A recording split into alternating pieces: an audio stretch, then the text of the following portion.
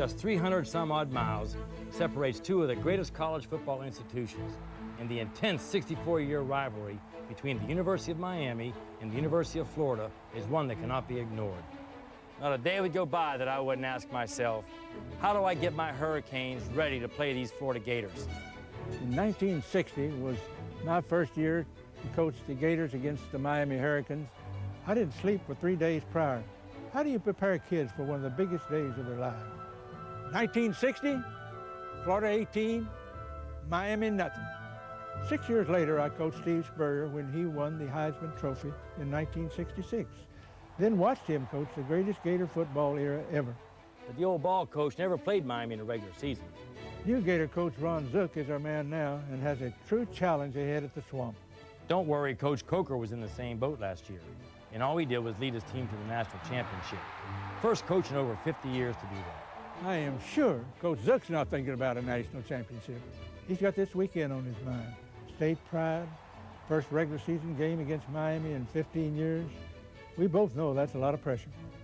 Go, Canes! Go, Gators! Next!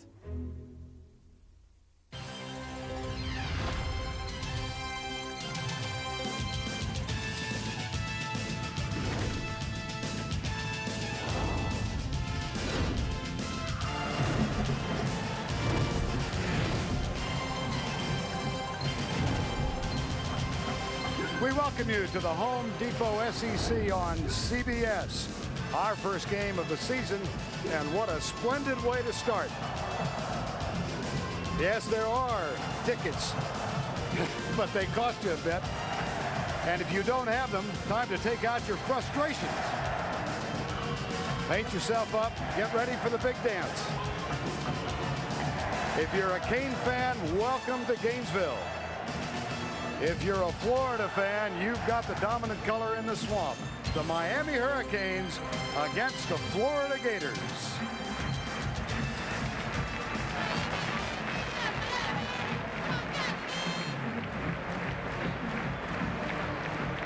Needless to say, it's a sellout. The 79th in succession here at Ben Hill Griffin Stadium in Gainesville. And good afternoon, everybody. I'm Vern Lundquist along with Todd Blackledge and Jill Arrington. Welcome to this highly anticipated first regular season matchup between these two teams in 15 years, and the first time the teams have played here in Gainesville since 1986. And what a setting we have. This stage called the Swamp. Miami comes in with gaudy credentials, ranked #1 in the country, winners of 23 in a row, the defending national champions. They are trying to keep their second-year head coach, Larry Coker, undefeated, and they come in with a bit of a swagger, though it's a more channeled temperament than those Miami teams of a decade or so ago. For Florida, the second game under new head coach Ron Zook. They're ranked 6th in the country, and to a man, they believe they have something to prove. Steve Spurrier, a brilliant career here. He's gone to the Washington Redskins. These young players believe they ought to be given credit for the marvelous records they've established over the past 12 years. It's Miami against Florida, and the spotlight will shine no more brightly than on the two quarterbacks, Rex Grossman, Ken Dorsey, 2 and 3 in the Heisman voting last year. And the spotlight of this game, and Todd Blackledge, what's your take on these two kids? Well, I'll tell you what, Vern, if I was coaching a national championship game today, I'd want Rex Grossman as my starting quarterback, and if he got dinged up, I'd want Ken Dorsey to come into the game. These are the two best quarterbacks in college football, and the thing I like about both of them, they're both winners. They both play big in big games, and most distinctly, they are fierce competitors. They may not look like it off the field, but when they get between the lines, they like to crank it up. Now, they are different in some aspects. Rex Grossman, I think he's a little better physically. He's got a better arm, maybe a quicker release. His great strength is he's an exceptional thrower of the deep ball downfield. Ken Dorsey, his mind is what sets him apart. He has great understanding of the game, and he's able to take what he learns in the classroom and watching film, transfer it onto the field. The game really slows down for Ken Dorsey. Ron Zook replaces the legend Steve Spurrier. There will be differences. Yeah. What differences do you see first? Well, the first thing Ron Zook did was recruit Rex Grossman to stay here at Florida. He did that by hiring Ed Zonbrecker as an offensive coordinator from Marshall. And what Zonbrecker brings is a faster tempo to the the Florida offense. They're going to go a lot more no huddle. As soon as that referee marks the ball ready for play, they want to snap it, catch the team off balance, make defenses simplify. Because they go to no huddle, it also means Rex Grossman more responsible for communicating at the line of scrimmage, calling protections. He has more freedom to audible. And the last difference, maybe a little more subtle, when things don't go exactly right, his strategy sessions and his corrections on the sideline will be a little more calm this year than they were under the old ball coach. Well, believe us, Miami has a lot of talent coming back, but they were depleted in the defensive secondary. Lost all 4 starters, 3 of whom were first-round draft choices in the NFL. They're all in the NFL. They set a school record with 27 interceptions. It was the backbone of the Miami defense last year. Now, the new guys are very athletic. They're very talented, but as you can see, very green, very inexperienced. The good news for them, the strength of this Miami defense this year is the front 4, and they're counting on those guys up front to dominate games and allow this young secondary to grow up. Well, the first time these two teams have gathered here at Florida Field since 1986 will continue after this message and a word from your local station. The Home Depot SEC on CBS is sponsored by Pontiac, Sonic, The Hartford, and by Bud Light.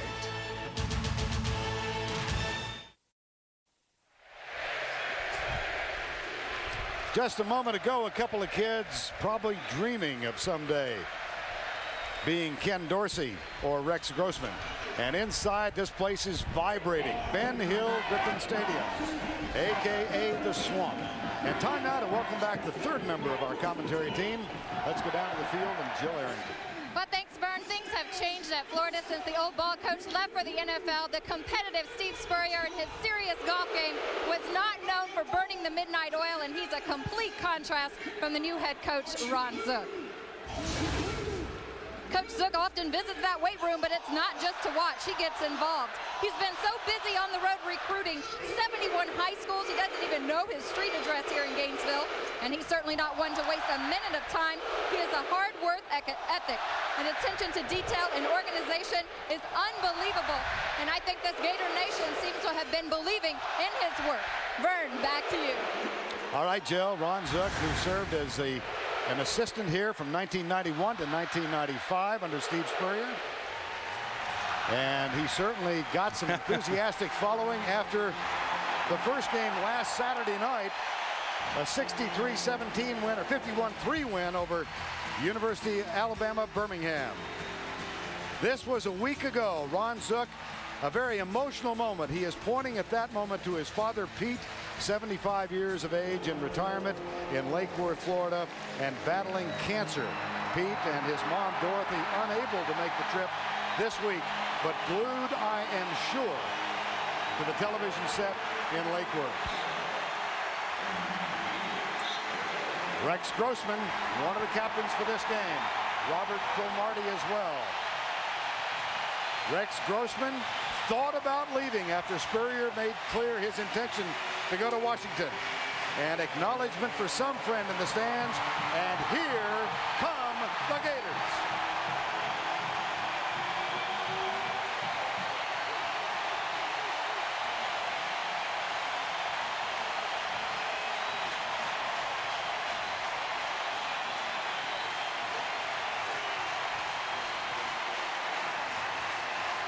There's nothing much like the feeling of coming out of a tunnel for a game like this. Doesn't matter if you're a senior or a freshman, you never get tired of it.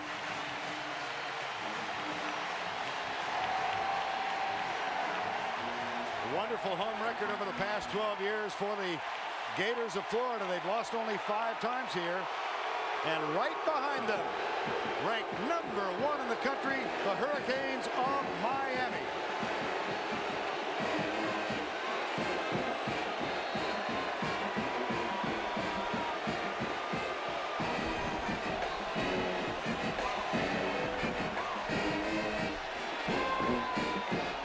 Good scene. Not bad.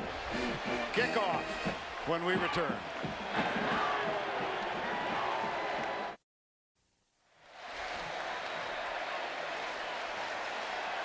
Welcome back to Gainesville. First meeting here since 1986. A muggy afternoon, but for the moment, no threat of thunderstorms. Mostly sunny, as a matter of fact. And winds out of the east at 14. Pretty good breeze blowing here. 65%. And the temperature of 85 degrees. Miami won the toss, elected to defer the option to the second half. Florida then elected to receive. So they will go on offense to open the game. And we will see right away, I think, the main challenge or key of this game, how Florida's offensive line can handle the front seven of the Miami defense. Well, the all-time series, this is the 51st time they have played, dead even. Miami has faced Florida more than any other opponent. And look at that, 131 players suited up for this game who come from high schools in the state of Florida. Some of them played with each other. Many of them played against each other. There's great familiarity between these two teams. Todd Severs had a wonderful night with kickoffs last week in the win over Florida A&M. And Severs getting set to kick into a bit of a crosswind. And the deep men for Miami, Taylor Jacobs, the great speedster, and Kewan Ratliff, number 1. Early ball game special teams also a big key in a game like this. Both teams have explosive players that can make big plays in the kicking game. See how much effect this cross breeze will have. Here's Severs. We are underway. Not much, huh? Beauty. Touchback. And here comes Rex Grossman. Mentioned that he thought about leaving. Checked his options where he thought he might go in the NFL if drafted after his sophomore season. His decision was he would be a late first, mid second. Then he met Ron Zook. And as you said, Todd, Ron Zook recruited him and Taylor Jacobs. And he is an advocate now. Yep. Has really bought into everything Coach Zook has put in. And you wonder, is this offense different? This is pretty crazy to start out. Quick screen out to the left, a one hopper, it's incomplete. How about that formation, though? They had 4 wideouts clustered top of the screen. Time now for the Alamo starting lineups. And let's check the offensive line. Max Starks replaces Mike Pearson at left tackle. DeGore is a freshman at center. Graham, Vernell Brown, a true freshman, a redshirt rather. Taylor Jacobs, Perez, and the tight end, Aaron Walker. Out of the shotgun on second down and 10. Grossman pressure, pulls up, and it is incomplete. And a flag is going. So we're going to have a roughing the passer on the first throwing attempt by Rex Grossman. One of the little changes with the Ed Zondrecker offense is to move the quarterback some, to not make him set up in the same spot every single pass play.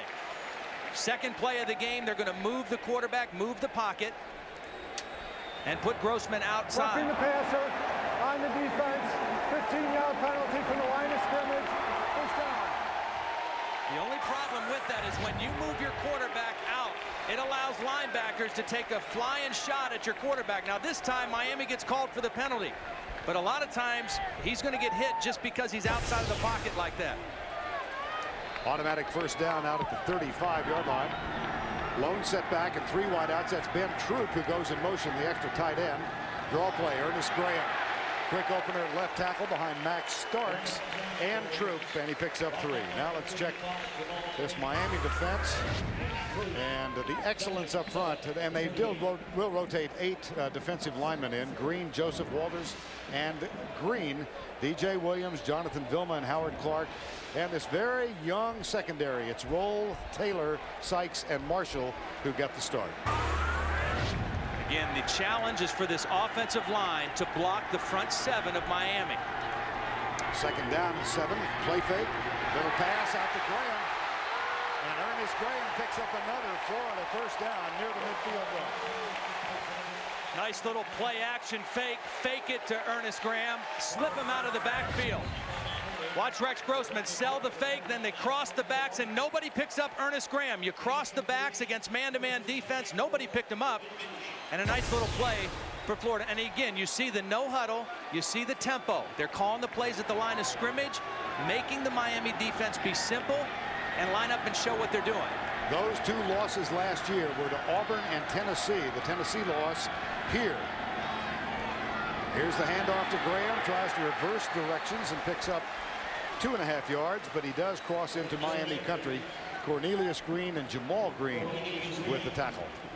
One of the real challenges, if Miami is allowed to defend the run with only 6 guys around the line of scrimmage and they can play with 2 deep safeties, then Florida will have trouble. Florida has to make Miami come out of their basic defense and put an extra guy to stop the run. On second down, the quick screen, 2 tight ends out there to block for Carlos Perez, and Perez out of bounds at the 40-yard line. Interesting formation. He split Aaron Walker and Ben Troop. Well, and we've seen a variety of formations already in this first possession. There's a triple stack. You got 2 tight ends out there as lead blockers. It's just a little screen throw to Carlos Perez. And again, a young secondary on the Miami defense. Throw a lot at him early. Give him a lot of different things to look at in this opening possession. Nice job by Rex Grossman running the show out there. There's the stretch. First down. Ron Zook, 48 years of age, hometown Loudonville, Ohio. 24th year as a coach, first year as a head coach. Came here after 6 years in the National Football League. Most recently as a defensive coordinator with the New Orleans Saints. First down and 10, Florida. Miami is not a big blitz team. They like to just line up and play with their 4 guys. Now already they're dropping a safety down in, right in here. An extra guy kind of creeping in there. And here they come. The handoff to Carthen. Slips a tackle, gets to the outside, and then Jamal Green completes the effort initiated by D.J. Williams. And Rand Carthen, interesting that last loss here in December a year ago to Tennessee. Rand Carthen thought he would play because Ernest Graham was injured, but he didn't see much action. Rand's dad, of course, Maurice, the offensive coordinator with the Detroit Lions. 2nd and 8, early going. Grossman has time. Comes right. Good defensive job by Antel Roll on Taylor Jacobs. Yeah, he read the curl the whole way, and he was right in between Rex Grossman and his intended receiver, Taylor Jacobs. We talked about the new coordinator. Here he is right here in the middle. Ed Zonbrecker came from Marshall. Very prolific offense there the last 2 years with Byron Leftwich. Also coached Chad Pennington at Marshall, 52 years of age. Native Tennessean. It's 3rd down and 8. First 3rd down situation they've been in.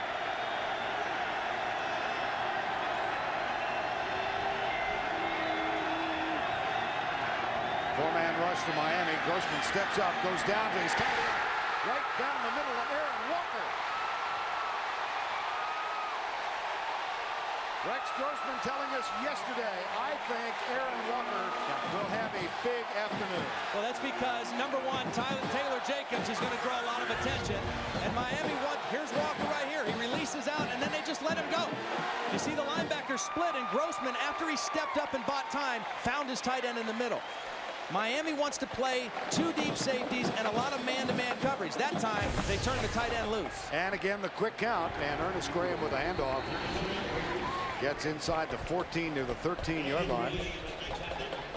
Now Graham with 182 yards in the opening game against UAB last week.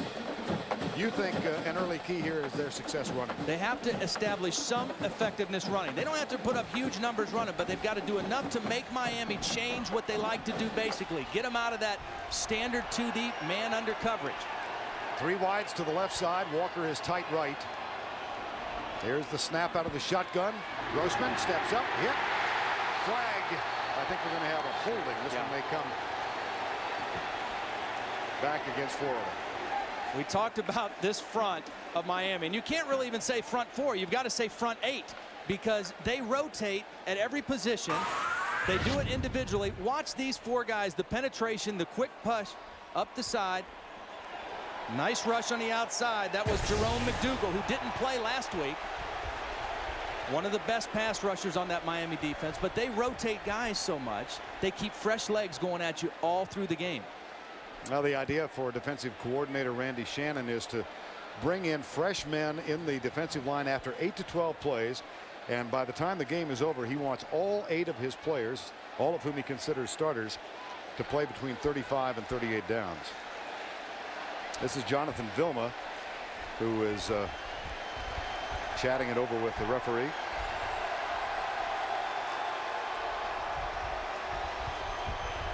Here we go.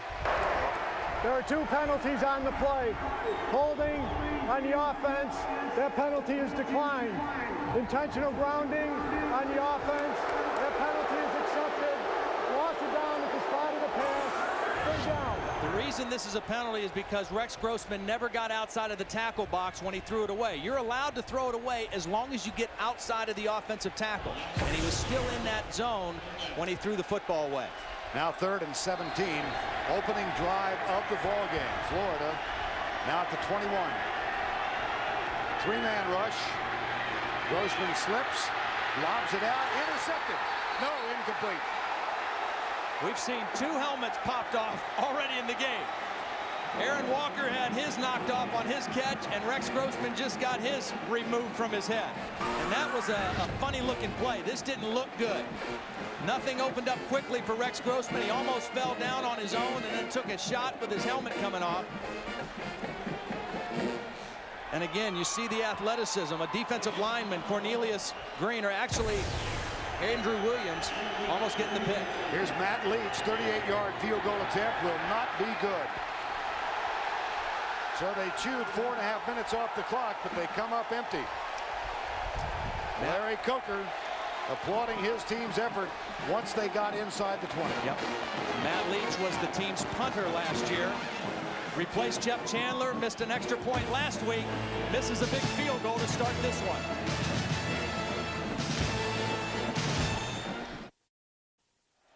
Okay.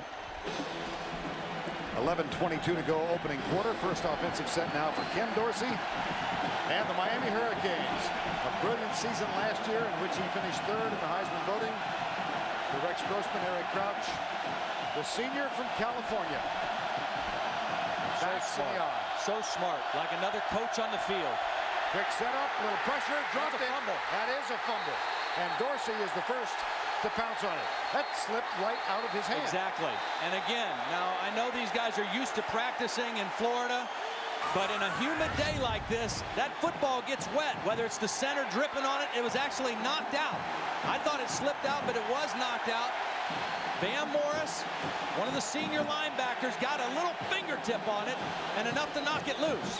And Dorsey alertly falls on it. Bam Hardman, who comes around the right side, 2nd down and 16. And it was tipped by Hardman. There's Mike Nateel, number 59. And the handoff. Willis McGahey breaks a tackle and then is tripped up by Gus Scott.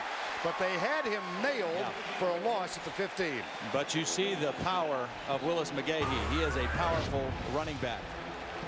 Here's the offensive line for the Hurricanes, anchored by Brett Romberg.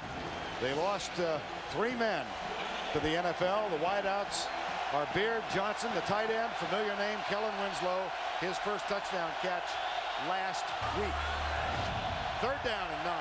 Keep an eye on Andre Johnson, the big receiver, is at the bottom of the formation. Dorsey looks his way, comes into the flat, and it is caught by the fullback, Quadrine Hill. Nice defense by Kewan Ratliff. They played zone, they forced Ken Dorsey to throw underneath, and then they came up and made the sure tackle. And a great 3 and out for the Florida defense, and they should get good field position here. Here's Ratliff back to return the punt, and it will be Freddie Capshaw, who did not play last week, did not punt in the opener. He's got a severely sprained ankle, the result of a scrimmage where he had a blocked punt prior to the season opener, but this is a fine punt. Yeah. And a fair catch taken by Ratliff. Freddie Capshaw, 44 yards on his opening kick of the game. 9:39 to go in the first.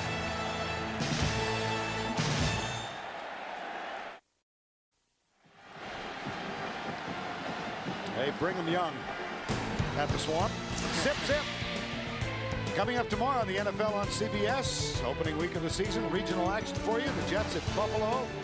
And it will all begin with Jim and Boomer, Dion and Dan. The NFL Today tomorrow on CBS. Here's Grossman out of the gun. And Graham. Boy, if this is an early indication, it augurs well for Florida. This is an excellent run by Ernest Graham. Vision is such a key characteristic of an outstanding running back. Watch Ernest Graham right here see that it's not open where he was going and then cut back this way, all on his own. He did that with his eyes. He hesitated for a second, made the quick cut, and turned it into a nice run.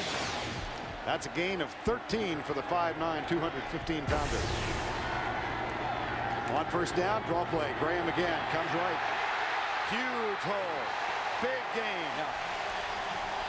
This one's for 11. Yeah, and this is good for the Florida offensive line. Again, the challenge for them, make Miami defend the run honestly. That will help them protect Rex Grossman. If they only want to put 6 in the box, then by golly, you got to run at him and make them stop it. And 2 plays in a row, Ernest Graham has gashed the Miami defense. Now Willie Green makes his first appearance on the field, and Rand Carthen is there as well. They split on either side of Rex Grossman in the shotgun. Mike DeGore, the redshirt freshman, snaps it back. Little shovel pass inside to Carthen, but Jonathan Vilma had done his homework. Yes. I mean, he was blocked. I mean, there was a man right there blocking him, and Jonathan Vilma said, no, you're not going to get me out of this play. I mean, he just made an outstanding read, quickly read it, got off the block, and made the tackle. A real student of the game, loves knowing what everybody's doing, takes great pride in his preparation, gets really upset with himself when he makes a mistake on the practice field. Of course, the rest of his defensive teammates like to let him have it when he does as well. Stepped in for Dan Morgan a year ago and had a terrific year, culminating in the Rose Bowl championship. Here's the snap on second down. Pressure from the outside from McDougal. Grossman tipped. Knocked down by Matt Walters, number 91. Yeah, Jamal Green got pressure, and that's who put the hit on Grossman, and Matt Walters able to get his hands up. Again, you see this front 4 right in here. This is where it starts. Now, Grossman does a nice job of stepping up in the pocket, but Max Starks just not able to stay with Jamal Green quite long enough to allow Grossman to make the good throw downfield. 3rd down and 8 from the 40. Scoreless first quarter.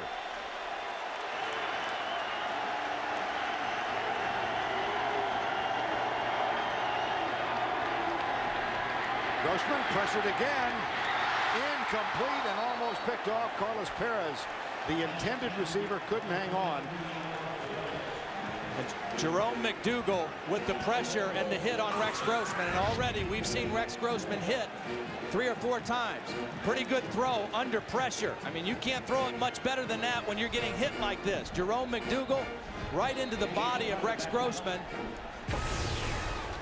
Here's Jason Hunter, had a tough debut last week. He shanked a couple. This one is a good one. Probably should have shanked this one. Yep. At least pooch it. Yeah. Jason Hunter sails it out of the end zone. It will come out to the 20.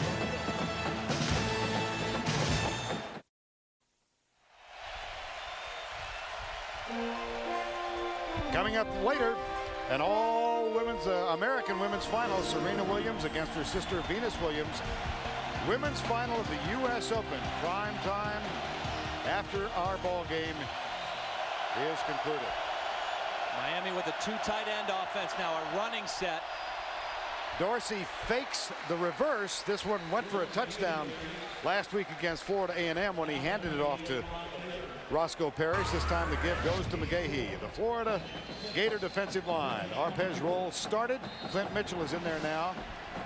The linebackers Hardman, Matt Ferrier, Mike Mateel. And in the secondary, Ratliff Johnson, Gus Scott, and Robert Cromartie. New defensive coordinator John Thompson came from Arkansas. You'll see a lot of movement around, different looks by this Florida defense, trying to confuse Ken Dorsey. Draw play. Got him behind the line. Clint Mitchell. Interesting story. Missed all but 2 games a year ago because of 2 separate suspensions. Sat out last week to continue it. Has a hard time staying on the field, but when he's on the field, he has a great motor. I mean, he just goes hard. He doesn't always know exactly where he's supposed to go, but he goes hard whatever he's doing. Loss of 2, 3rd and 8.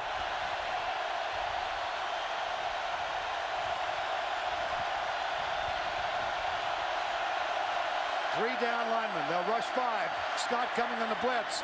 It's caught by Ethnic Sands, and he reverses himself and gets around Robert Cromartie. Yeah.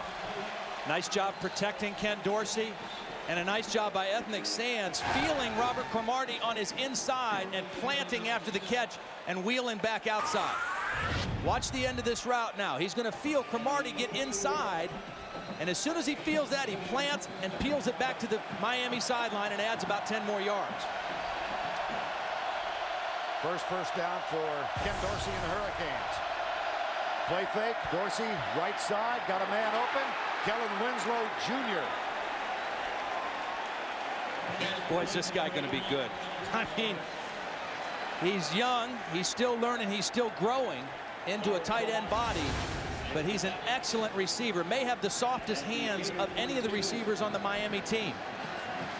Of course, his dad, the great Hall of Famer with the San Diego Chargers, who did not allow his son to play football until relatively late in his life, taught him chess first.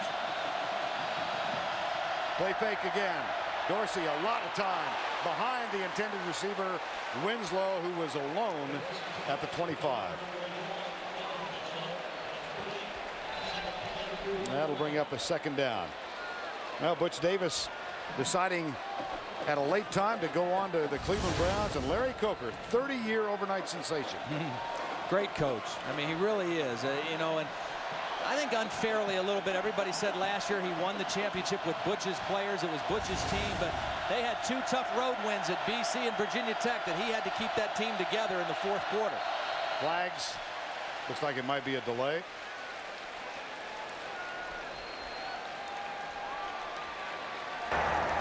Prior to the snap, false start, offense, 5-yard penalty, remains 2nd down. Yeah, Howard Schnellenberger, the coach from 79 to 83. They won a title in 81. Jimmy Johnson led them to a title in 1987. Dennis Erickson in both 89 and 91.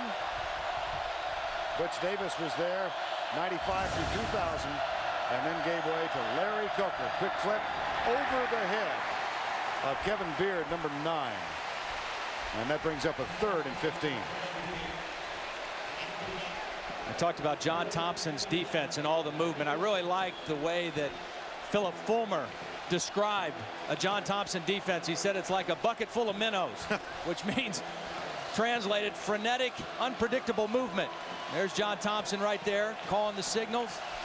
Came from Arkansas. He said he had his dream job at Arkansas, but was swayed strongly by Ron Zook at Florida. Got the call in Florida in February. 3rd down and 15. Play fake. Here comes the blitz. They find McGahee, and he works inside the 40, but that will be short of the 1st down. Tough to make up that amount of yardage on a 3rd down play. Here's John Thompson, 46 years of age, said he waited 20 years to get his dream job, which was defensive coordinator in his home state in Fayetteville. And then Ron Zook called him in February, said they'd never met. And Zook came in on a Florida plane to bring John back to Gainesville to talk about it. John said, not that I was easy, but I made up my mind before the plane landed. 53-yard field goal, Sievers. That's got plenty of leg. It's good!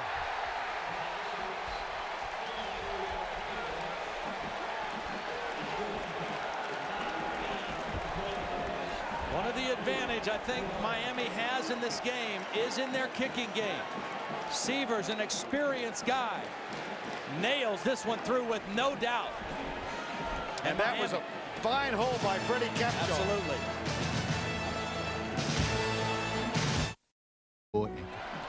Here is the kickoff. Todd Sievers. This one will be returned by Kewan Ratliff. He gathers it, and they fake the reverse to Taylor Jacobs. And Ratliff is hammered at the 11-yard line by Carl Walker. That was a heck of a kick by Sievers, and we saw him drill the long field goal. We saw him kick the opening kickoff out of the end zone or deep in the end zone. That was an intentionally high kickoff to allow Miami's coverage team to run down there. When anytime you can stop a team inside the 15-yard line with a defense like Miami has, that is excellent work on the special teams. Remember what Ron Zook told us yesterday. He thought the most decisive factor in this game would be special teams big plays. On 1st and 10, Grossman, draw play. Graham got a little room. There's a stiff arm. Out of bounds at the 18, a gain of 7.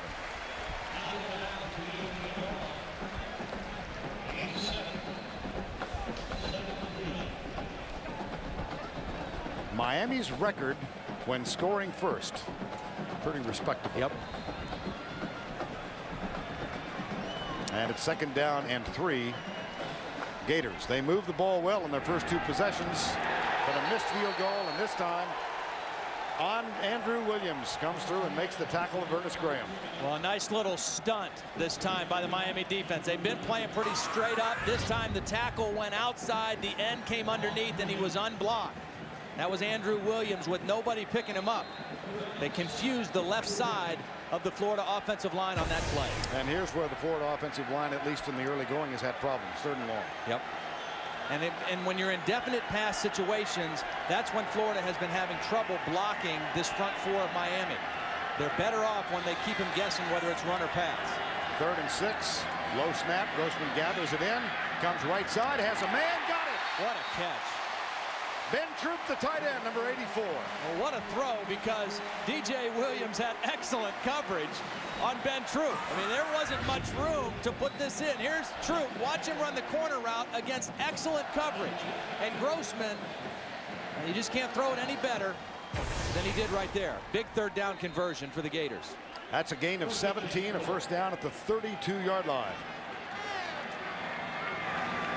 O.J. Small goes wide to the left side. See, Florida bringing 2 tight ends in. This is a run set for them. Miami still with their 2 deep safeties. Troop steps back. Jacob steps up, and Troop goes in motion. Play fake. Grossman. Pressure. A lot of pressure. And it is caught. No, out of bounds. Aaron Walker. But he came down near the Florida bench. Well, Sean Taylor, the free safety, made a beeline for the football, and I think his collision with Aaron Walker caused Walker not to be able to bring this in before he got out of bounds. I mean, Rex Grossman's running for his life, and Sean Taylor gets a little bit of the body and the hand on the football, and then Walker just not able to snag it before it went out of bounds. Well, the crowd reacting to the replay looked like his foot might have come down in bounds. Only need 1 in college. 2nd down and 10, handoff. And that's Ernest Graham again out to the 38-yard line. The crowd got a little angry when they saw that replay. I'll take another look at it. Grossman unloading it to the sideline. Walker goes up. He's bobbling it right there. It looks like he had it. With that left foot in, looks like he had it. Nonetheless, 3rd down and short now for the Gators. The need is 4. Here's Grossman. Gets his protection, but it's a little behind Aaron Walker. It'll be 4th down. That's one Rex wishes he had back, because he had a nice thing set up there. Walker crossing the field. He had an opening, would have easily had the 1st down if they were able to make that connection. And for the day, Grossman now 5 of 11 for 63 yards. Had that string of 9 consecutive games a year ago with 300 or more. This is where I think Florida has to be sound in their punt protection. This is a good one from Jason Hunter. Ethnic stands, gathers it at the 13. Breaks a tackle, and a flag comes down at the 27 as Sands goes down. We talk so much about special teams. Miami, I think, has always been pretty good on special teams, and when they went into the Big East, Virginia Tech, so good on special teams, it raised the bar. Block in the back. On the return, penalty is 10 yards from the spot of the foul. 1st down. Steve Spurrier, when he was at Florida, for all his proficiency on offense, didn't put as much emphasis on special teams maybe as some other head coaches do. Ron Zook, a former special teams coach, it's a very important part of the game and the full preparation from his standpoint. Ron Zook was here as the defensive coordinator in 1991. He was demoted by Steve Spurrier to the special teams position. And Jeremy Foley, the athletic director, says his demeanor, the way he handled the demotion, had a lot to do with why he is the head coach here now. Ultimately was promoted back to the spot. Timeout, Miami. 3 minutes and 14 seconds remaining, first quarter.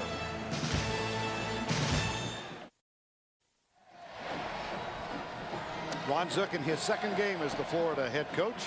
For more on that, let's go down to Jill Arrington. That's right, Vern, athletic director. He is not losing any sleep over hiring Ron Zook. He says the proof is in the pudding. The past 8 months have just reconfirmed his belief in him, his passion for the University of Florida, the way he recruits this whole state back in the spring, and also just the way that he's kept the recruits, the players on this team believing in him, and his hard work ethic, he says, has showed them why they picked Ron Zook. All right, Jill, athletic director Jeremy Foley, who first talked with Bob Stoops and Mike Shanahan before contacting Ron Zook. Here's McGahee. Oh, once he gets into the secondary, it's frightening if you're the defender. He's got great speed. Well, Andre Johnson is the track star on the Miami team, the fastest on the team. But not too far behind him is McGahee. McGahee is bigger, too, at 225 pounds. He has great speed, and he was one shoestring tackle away from taking that one down the field. McGahee filling a spot that Clinton Portis had a year ago, now in Denver. And Frank Gore had a great season, but went out with an ACL in the spring. Here's Dorsey going to the right. Bam Hardman covering Roscoe Parrish. That's a mismatch. You know, yesterday, John Thompson told us, I think that we can trick Ken Dorsey some with our coverages. And I kind of sat back in my chair. I didn't say anything, but I'm thinking, this guy is tough to trick. He is the smartest guy out there. But they tricked him that time. They got him to call an audible. He thought he was going to get one coverage, and he didn't get what he wanted. John Thompson, very unorthodox in some of the things he does. That time, he won the chess match with Ken Dorsey. Second down and 10. Handoff, McGahee breaks the tackle, surges out across the 40 and is down at the 41. That's a gain of 13 and another Miami first down. Dennis Dodd is on the scene in Gainesville, bringing you his unique insight into the Miami-Florida battle and other key weekend games at CBSSportsline.com or on America Online. Enter keyword CBS Sportsline. Ran into Dennis coming up the elevator. He had a big suitcase with him. He was sleeping here in the stadium tonight or what? First and 10, handoff. And a gain of a couple to the 45. That was Quadrine Hill, number 23, out of Sunrise, Florida. You know, we talked about the losses on the offensive line that Miami suffered last year with their 2 tackles. Bryant McKinney, the 7th guy picked in the draft by the Vikings. Joaquin Gonzalez was a 7th round pick of the Browns, made that roster. New guys up front on the outside, but Larry Coker thinks this team might be a better run blocking offensive line. They're more physical than those 2 guys they had last year. As good as they were, these guys are a little bit better in the running game. Out of the eye on second down, McGahee, the deep back. Now they power the formation to the right side. It's Quadrine Hill, the fullback. Nice open field tackle at the 50-yard line by Kewan Ratliff. The Quadrine Hill was not supposed to be the starting fullback. They had a guy named Kyle Cobia was going to be the starting fullback. He got hurt. Hill is more built like a tailback at 6'2", 210 pounds. But what he does give you is he's very good coming out of the backfield, as we saw right there, catching the football. A little undersized as a blocking fullback, but a pretty good runner and catcher as well. There's a test for the run blocking prowess of the Miami offensive line. It's 3rd and 2 at the 50. You better not forget about Andre Johnson at the bottom. Winston, the tight end. Here's McGahee. Looks like he's got it. At the 48-yard line. There's no better way to take a boisterous crowd out of a football game than by running the football successfully if you're a visiting team. And that's what Miami is doing right now. They're chewing up time. They're moving the football. They're moving the chains. And they've quieted this Florida crowd. This current drive now in its 7th play. Roscoe Parrish, number 1, goes wide right. Andre Johnson, bottom of the screen. And Ken Dorsey, 27-1 as a starter. With time, Andre Johnson climbs the ladder, grabs it. First down, Miami at the 26. Too much cushion given by Kewan Ratliff. I mean, you got to respect Andre Johnson, but you've got to be up a little bit tighter than that. I mean, this is too easy for Ken Dorsey. Single coverage. Look at the cushion. You don't even see Kewan Ratliff in the picture. He's respecting the speed too much, and then he still doesn't make the quick tackle. He's got to get up there and be a little bit closer to Andre Johnson. He's a good cover corner. He's got to be a little bit tighter on that. Rob Chudzinski, the offensive coordinator, said he is as strong as Michael Irvin. He's an impressive looking wideout. Parrish and Gathers are on the field together. Here's Dorsey back with a lot of time and double coverage on Kellen Winslow, and the pass is incomplete. Nice coverage by James Ferrier, the middle linebacker, running with Kellen Winslow. Nowhere for Ken Dorsey to go with the football. We've reached the end of 1 with our score 3-0. And we'll return to Ben Hill Griffin Stadium right after this message and a word from your local station. Miami lead, and they are threatening. With a second down now at the 26-yard line. Backs in the eye. Dorsey hands it off. McGahee straight up the middle. Wow. And he plunges near the 15, and that could be close for another first down. Vern Lundquist, Todd Blackledge, and Jill Arrington with you from a jam-packed Ben Hill Griffin Stadium. Todd's the taller of the two. What are your impressions of the first? Well, similar to when these teams last played in the Sugar Bowl, Miami is the more physical team right now. We've seen that on the defensive line. We're seeing it on the offensive line right now as they're running the football right at them. Very important series right now for the Florida defense to step up.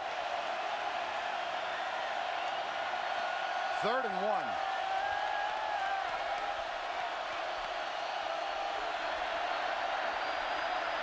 They'll throw it. Right side, caught by Johnson, 1st and goal. There is a flag down on the opposite side of the formation. I think what the Miami thinking there is this is 2-down territory. If they don't make this, delay a game on Miami. So negate the easy conversion. You see, the other thing that's happening, because they're running so successfully, it's really put the Florida defense on their heels a little bit in terms of rushing Ken Dorsey.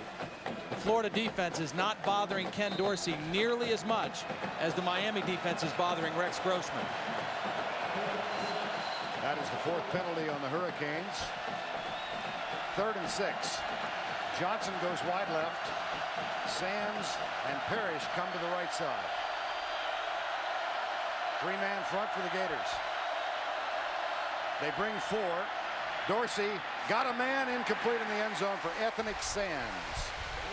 Miami did a nice job of picking up the blitz. They came with a safety blitz, and Willis McGahee was there to protect his quarterback, but Ken Dorsey not able to make the connection. Take a look. It's coming in from here, and there's McGahee. He's picked up the blitz. He does his job. That allows Ken Dorsey to be in the pocket and make the throw, just not able to connect. Capshaw with the hold. Severs with the kick on the way. And he has nailed his 2nd. This one from 38 yards out doubles the Hurricane lead. They're up 6-0.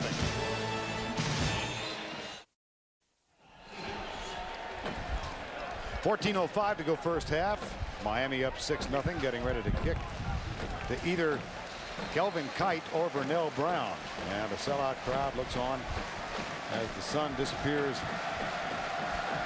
behind Ben Hill Griffin Stadium. Here's Severs. Same high kick. Taken by Kelvin Kite, number 2.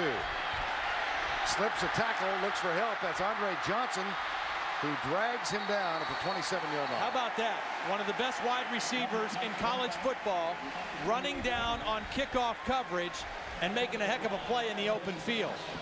You don't think special teams are important to Miami? One of your best players and one of the best players in the country getting it done on kickoff coverage.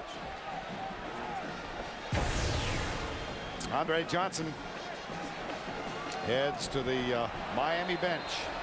First down and 10 to Florida, trailing by 6. Here's Grossman, quick setup, fires it.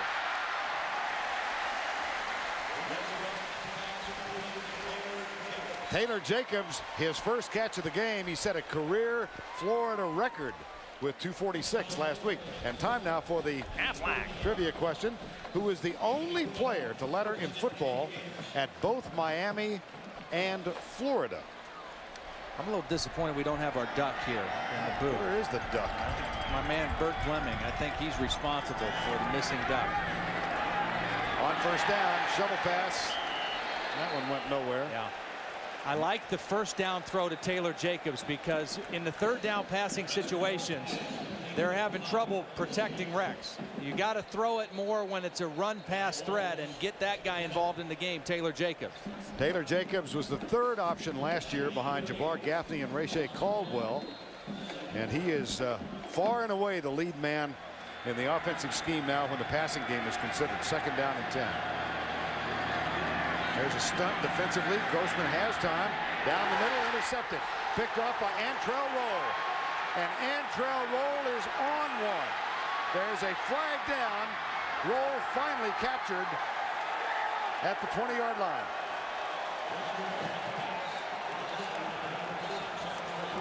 Well, so far, I think this young secondary of Miami has been up for the challenge.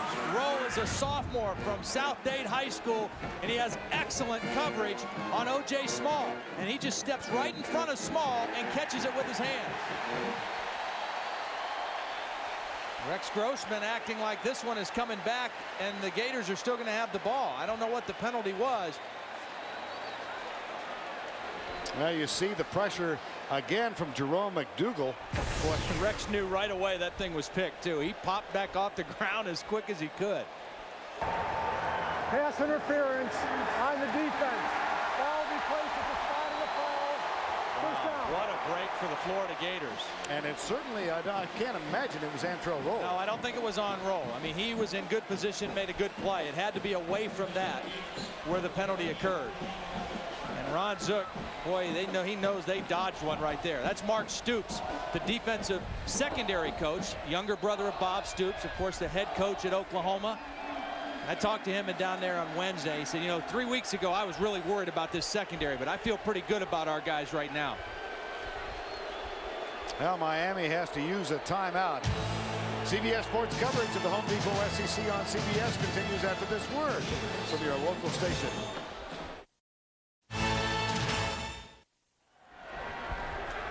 Back to play in Gainesville, 12:43 to go second quarter. During the timeout, we searched through our various replay systems and could not find anything that resembled pass interference. The only thing that we saw was Roll did grab the jersey briefly of O.J. Small, but not enough to be a pass interference call. First down and 10. Here's Grossman. Not on the mark. Had a chance again. Same thing. First down, throw the quick slant. Try to get your best receiver to break a sweat and get involved. And see, with the way Miami plays defense, they've got those two deep safeties, and in essence, they can double cover one receiver all the time. They can roll over the top on Taylor Jacobs. You see the safeties right here. He's ready to double cover on Taylor Jacobs on this play right now. Second down and 10. DeGore snaps it back. They hand it off to Graham. Slips as he makes his cut. Tackled at the 45-yard line. Stop is made by Andrew Williams, number 99. And this brings up a third down. Well, the numbers for Rex Grossman, 7 of 14, 75 yards. And off the mark just a couple of times. Off the mark and under pressure. You know, I mean, he hasn't been able to be in rhythm. And both of these quarterbacks, Rex Grossman and Ken Dorsey, are rhythm quarterbacks. They want to get that snap, set their feet, and throw the ball with no bodies around them, no hot breath blowing on them. Right now, Miami's getting to him a little bit. Stunts again. Here comes the pressure. Grossman is hit as he lets it go. And again, number 95 Jerome McDougal. Yeah. And see, this takes a toll on a quarterback. I mean, even though Grossman keeps getting up, McDougal just right around Jonathan Colon, the youngster out of Miami. He's starting at right tackle. He's a sophomore out of Miami. And McDougal just kind of toyed with him on that one, ran right around him. Fourth down. Jason Hunter on to punt. High, fairly short. And gets a Florida bounce inside the 15-yard line. A 33-yard punt, effective. 11:44 to go, first half. 6-0 Miami.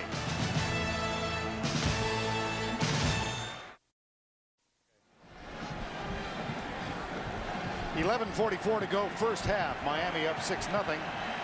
Their 23-game undefeated string on the line. First visit here since 1986. First regular season meeting between these two teams since 1987.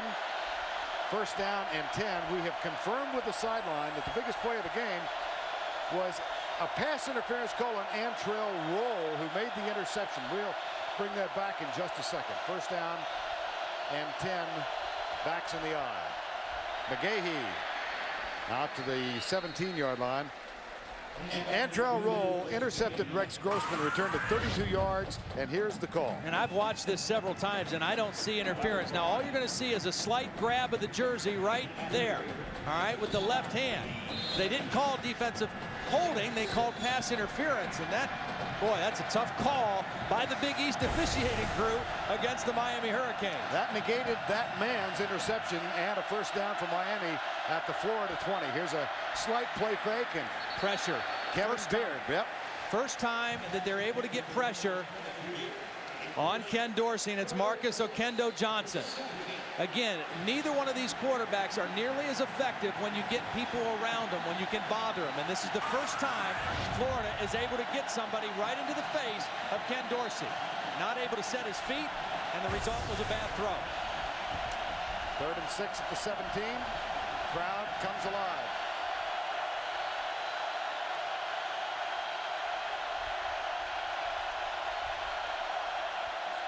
Pressure from the outside. Dorsey steps up, pulls back, finds a receiver open, Andre Johnson, but it's incomplete. See, he had to move his feet. When he moves his feet, he's not nearly as accurate. It was interesting talking to Ron Zook yesterday. He said, you know, when I was at New Orleans and we played the St. Louis Rams, nobody was better in the NFL than Kurt Warner. But when he had to move his feet and when we could bother him, he wasn't nearly as good. Same thing true for Ken Dorsey.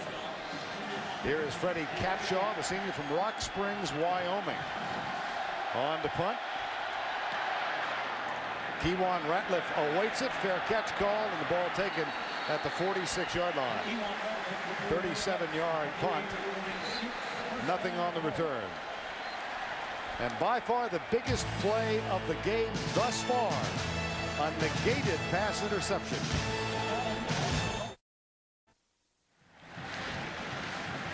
Best starting field position of the first half for the Gators of Florida. They've got a first down and 10 at their own 47-yard line. Before this full house at the Swamp, so named after these two teams last played here, named by Steve Spurrier. First down and 10. Big series for Florida. They've got good field position. They've got to do something here with the football. Quick setup, little fade pattern. Taylor Jacobs out of the tackle, then Jennings makes the stop inside the 40. Maurice Sykes was trying to help him. Really nice call by Ed Zonbrecker. They've tried to run slant. This time they fake in and go out, and Jennings was frozen with the pump fake. Excellent call by Ed Zonbrecker in that timeout. Run the slant, now fake the slant, and get outside on the fade, and they get a first down. And the first down comes at the 38-yard line. Grossman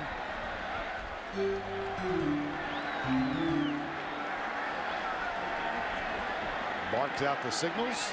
Gain of 14 on the last play. Now a little half roll, looks back to his left. Flag is down on the far side. The pass incomplete. They tried to throw a throwback screen to Ernest Graham, and it was snuffed out by Miami, and he did a nice job of just throwing it away.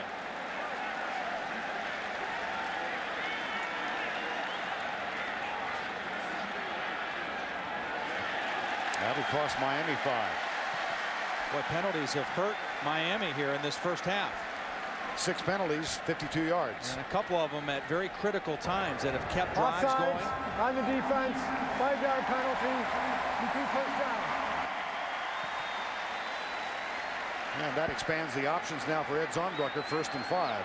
Miami is not a tricky defense. They line up in press coverage with their corners right up in the face of the receivers every play with 2 safeties deep, and they play all their coverages out of this one look, a press look. Sometimes they play man, sometimes they play zone, but they always start looking like this on the receiver. On 1st and 5, the handoff. Rand Carthen with a stiff arm comes left to the 25. 1st and 10, Florida.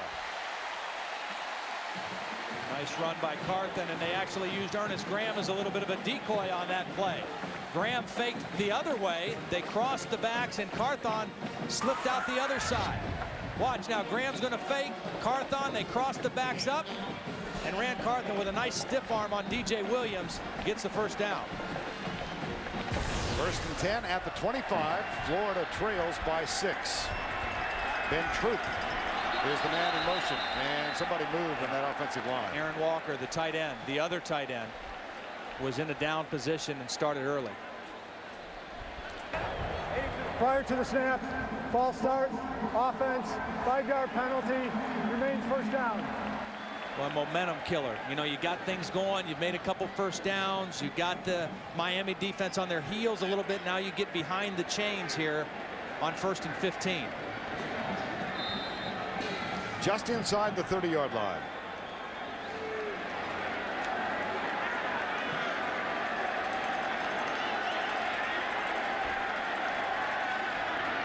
Grossman, same fade pattern, same result. And see, part of this problem is the guy over there who's playing, Kelly Jennings, has a big cast on his right hand. He's got a thumb injury that he's battled all through the summer. You see the cast. He can't jam a receiver the way the other cornerbacks can. He's a little tentative putting that hand on the receiver, and they did the same thing. Fake the slant in and break it outside. 2nd down and 4 after the gain of 6. Graham gets the give, has an opening, surges for the goal line, touchdown, Florida.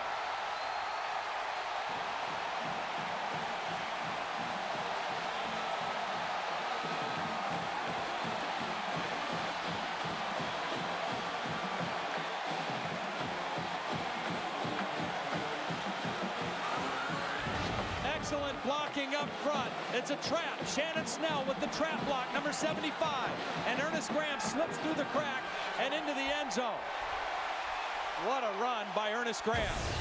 Extra point is knocked home, and that provides Florida with a 1-point edge. They convert their best field position of the first half into their first touchdown.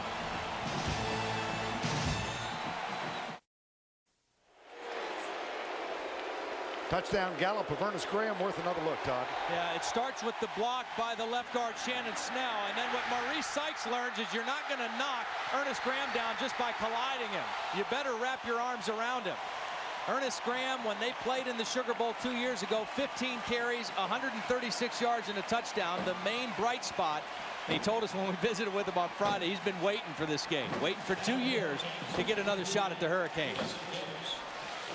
Now Florida will kick off for the first time, and Matt Petrovich, an old-fashioned straight-on kicker, who's also something to behold on kickoff coverage. He had 8 solo tackles a year ago, and here is his kick.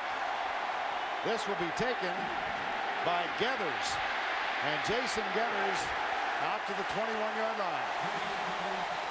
Guess who's down there? Matt Petrovich. He was a nose guard in high school. He's a little goofy, Vern.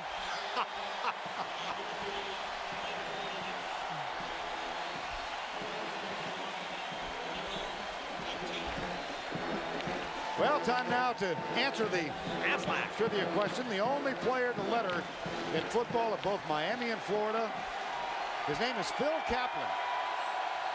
He played guard and linebacker at Florida in 42, Miami in 43, served in the armed forces, came back and completed his eligibility in 1946 at Miami. And listen, the crowd is back in it. The Swamp crowd is back in the game. And Phil Kaplan is among those in attendance, and he's with Jill Arrington. That's right, Vern. I found you the only man to letter for both schools. Are you torn here today? Which team are you rooting for? Actually, I'm rooting for Miami. That's because I live down there, and if I didn't, I'd never be able to go back. What do you remember about the intensity of this rivalry? Oh, it's beautiful. That's what college football is all about. I mean, something like this, the series never should have been stopped. It should have been going on just all along, but it's good that it's back again. I'm very happy about it. Thank you, Mr. Kaplan. Hey, Vern, back to you. Thank you, Jill. Well, the series revived, but only for a couple of years, and it's revived because a 12th game has been added to the schedule this year and next, so they're playing Miami next year. He said he may not be able to go back to Miami if he didn't root for the Canes. He may not get out of the Swamp if he keeps rooting for him today. 3rd and 1 at the 30, a 7-6 game. By the way, his record as the only man to letter for both teams will end, I'm sure, next year. Brock Berlin, who lettered here last year, transferred to Miami and is sitting out a redshirt season at quarterback this year. Here's Dorsey, deep down the middle, double coverage. Todd Johnson is back there. That's excellent coverage by Florida because Ken Dorsey had a lot of time and he couldn't go anywhere good with the football. John Thompson told us about Todd Johnson. I love this guy. He is always, always, always in the right spot. And here he is in the right spot, knocking the ball away from Andre Johnson. A headsy free safety for the Florida Gators. About 3 weeks ago, Todd Johnson suffered a concussion during practice, but back and healthy again. Look out! Blocked it. They blocked it off Capshaw. Todd Johnson with the block. Special teams.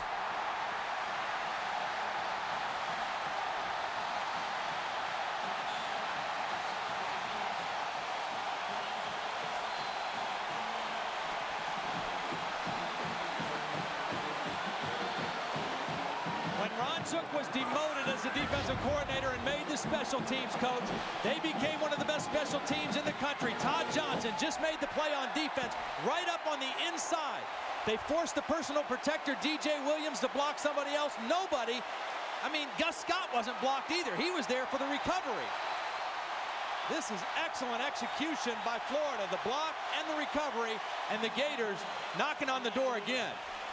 In 1994 and 95, while Ron Zook was the special teams coach, the Gators blocked a total of 12 kicks. Now, first down, just outside the 10. And the play clock, boy, my goodness. Delay a game, offense, 5-yard penalty. That shouldn't happen when you're coming off the sideline. This is a team that wants to play with a fast tempo all the time, and boy, you just can't let that happen. Now you got to remember too, this is still a relatively new system for Rex Grossman and all these offensive football players. New terminology. They've had a full spring with it and a full summer camp, but they're still growing into it. And that time they got a little caught up in the communication. Florida 67% in the end zone once inside the red zone last year. Here's Carthen, dragged down behind the line by Andrew Williams. Great penetration. Again, this front 8. And I say that because they rotate so many guys. You see big number 75 there, Vince Wilfork. He's not even a starter, but he may be one of the best defensive linemen in the country at 6'2", 350 pounds, a powerful athlete. 2 sacks last week against Florida A&M. Second down. Grossman back, gets time, goes in the middle for double coverage, and it's incomplete, intended for Aaron Walker. Well, Rex Grossman has felt the breeze of the Hurricanes today. And that last play, he didn't set his feet. And he's been knocked around. Helmet taken out, banged around, hit after the play, passes knocked down, and that takes its toll. I mean, it forces a quarterback to hurry throws and to not set his feet, and that's exactly what he did on that throw. 3rd and 15. 3rd and 16. What a stand so far by the Miami defense in the sudden change situation. Again, a straight four-man rush. Grossman. And the coverage was excellent by Antrell Roll. Excellent coverage. I mean, Rex Grossman had plenty of time. He set his feet, just nowhere to go with the football. And again, I'd have to say this young, inexperienced secondary of Miami is holding up very well. And that'll bring Matt Leach on for the field goal. The block kick gives them the first down at the 11-yard line, then the delay of game. Yeah. And the draining of the emotion in this stadium was palpable when the delay was called from 34 yards out. Give credit to that Miami defense. Leach. Got it. So they do come away with 3. Had to get something there. Absolutely.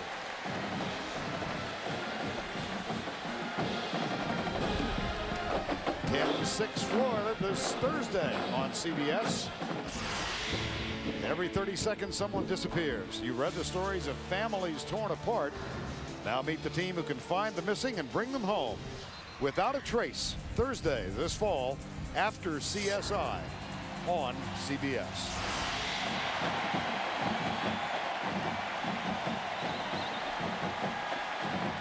Well, 7.5 minutes to halftime, and coming up at halftime, Tim and Spencer. Oh my goodness, they're preparing, getting ready for the on-camera. Cats on a hot tin roof. Yeah, up there above us. I've never known Tim to duck away from the camera. 7:30 to go, 10-6, and Petrovich, who is a delight to watch after he kicks the ball.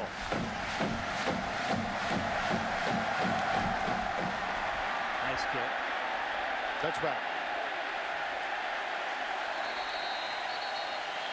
Well, the series started in 1938. It was discontinued in 1987. Perhaps the most famous game, this SEC moment presented by Sonic. November 27, 1971, it became known as the Florida Flop. John Reeves was the quarterback. He was for Miami in quest of a national passing record. They wanted to get the ball back one more time to give him a chance to hit Carlos Alvarez. So the Florida players under Doug Dickey fell down, allowing Chuck Foreman to score to get the ball back. And Chuck Foreman is still angry about it. Yeah, that's, well, you don't do that. The Florida Flop. Here's Dorsey. Kellen Winslow. Gus Scott makes the tackle at the 29-yard line. Now Reeves, after they got the ball back, he did throw a pass to Alvarez for 15 yards, and so he did hold. Miami fans will argue forever a tainted record. Well, what I didn't know, which I heard about this morning, was that there was a punt return for a touchdown in the possession previous, or they may have been able to get it without going to such ridiculous measures, but that's the stuff that rivalries thrive on, right? Handoff, McGahee comes right, gets a good block from Eric Winston, the big tight end, the true freshman out of Midland, Texas. That's a gain of 15 yards. And you see, Ken Dorsey is not going to get rattled. I mean, he's been in enough big games. He's only lost one game as a starter. He's got great poise and maturity. And he's just keeping everybody calm. So, hey, guys, it's only 10-6. Let's do what we do. We hit the pass to Winslow. They get the big run to McGahee, and now all of a sudden they're right out by the 50-yard line. First down and 10. Brett Lomberg. Eric Winston is on the field. There's McGahee. Down at the 46. Now Ken Dorsey in his senior season. Brilliant career at Miami. And he particularly excels when he faces a top 10 team. And that says a lot. I mean, 11 touchdowns, only 3 interceptions against top 10 opponents. I think a guy who plays big in big ball games, there's something special about him. I think both of these quarterbacks have done that in their careers. Second down and 8. Gathers. Roscoe Parrish is wide to the left. Here's Dorsey looking deep, fires it out for Ethnic Sands, incomplete. Corey Bailey, number 7, was over on Ethnic Sands, number 7. Both defenses are playing well here in the first half. I mean, they're covering the receivers down the field. They're getting to the quarterback a little bit. They're giving up some plays in the running game, but when it counts, they've been able to come up with big plays. And here's another big one, 3rd and 8 against John Thompson's defense. 5:40 to go first half. Andre Johnson up top against Kewan Ratliff. Man-to-man coverage. Kewan's way inside. Comes the corner blitz. They fire it out to Winslow.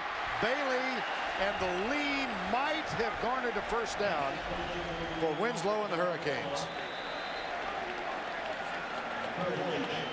Yeah, that's a nice decision. I mean, Winslow, again, he's still growing into the position as a tight end, but he's 230 pounds. Reported to camp about 240. He lost a little weight, but watch him drag the defender enough to get close to that first down. Man-to-man coverage, tight end against a smaller defender, and then he fights for the first down. And got it. Corey Bailey's 185 pounds. Kellen Winslow's 230 pounds. That's a good matchup for the Miami offense. 1st and 10 at the 46-yard line. Clock with 5:27 to go before the break. Larry Coker, 54 years of age, 30 years an assistant. Started out high school coach for 7 years in Oklahoma. Graduate of that cradle of coaches, Northeastern Oklahoma State. 1st down and 10. Here's Dorsey, little pattern underneath, and Andre Johnson let it go right through his hands. And I mentioned the cradle of coaches because Ron Zook, another career assistant until this year, did graduate from the cradle of coaches, Miami of Ohio. And I really think that's what makes both of these guys pretty special, in my opinion. The fact that they were longtime assistant coaches, didn't get a head coaching job till late in their career, probably at some point maybe questioned whether they would ever become head coaches. So take a look at that. That's up in my neck of the woods. Miami of Ohio and Oxford. Some great coaches that have come out of there. Draw play. McGahee gets some help from the umpire. Up the middle inside the 20.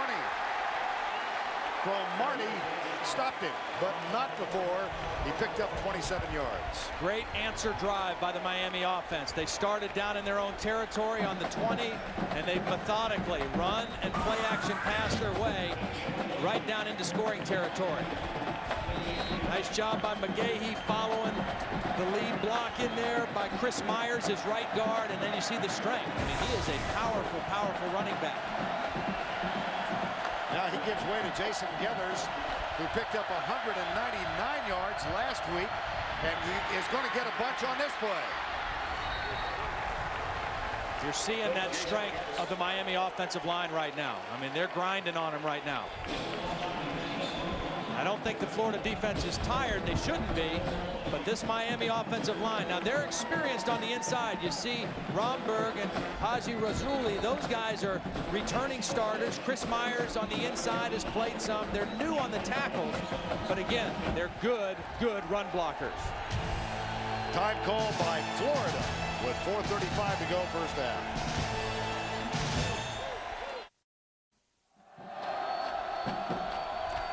Miami got the first 2 scores, both field goals, to take a 6-0 lead. 18-yard run by Ernest Graham, and the extra point gave Florida a 7-6 lead.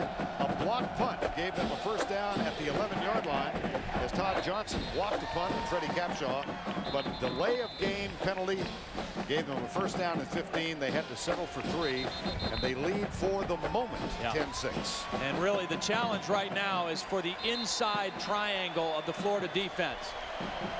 Brian Savalio's in there, Tron Lefever's in there, and Reed Fleming is in there as the middle linebacker right now. Because all this running that Miami's doing is coming right up inside, right at the heart of the Florida defense. And after the Gators run, they've got a 1st and goal at the 6. Now Andre Johnson breaks out wide left, matched up against Kewan Ratliff. Double tight ends, play fake, go in the corner, the fade route, he's there, caught, touchdown Miami. See, when you run that effectively, it makes it tough to play pass defense because you got to respect run. You're not going to pressure the quarterback. They fake the run, and the same thing that we've seen from Florida. Watch him set him up. He's going to fake the quick slant, plant the right foot, and then back to the corner, and Dorsey delivers the ball high and outside. Impossible to cover, single cover against a big receiver like that. Here's the extra point. Sievers knocks it home. Ken Dorsey's 62nd career touchdown pass. He's the all-time leader in Miami. There have been some pretty good ones who preceded him.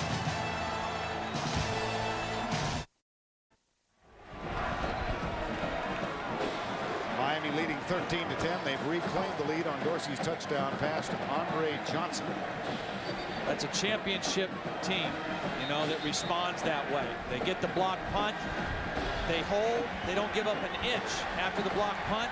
They force the field goal even though they're behind and the crowd's coming back in the game. They take the next kickoff and go 80 yards for the touchdown. Very, very impressive. And Andre Johnson continues his duty on the special teams. And now Taylor Jacobs is back in as a kick returner, and the last time he was in, they tried a little reverse with Kewan Ratliff. Just keep an eye and see if they try to get the ball in the hands of Taylor Jacobs. That was good kick coverage the last time these two were back, but they worked on this reverse in practice on Thursday.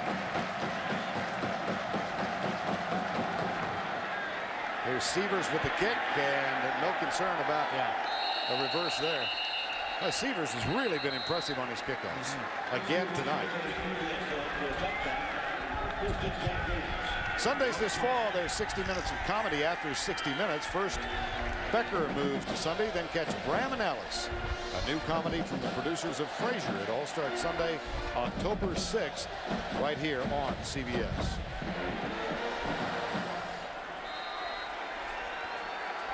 First down and 10 from the 20.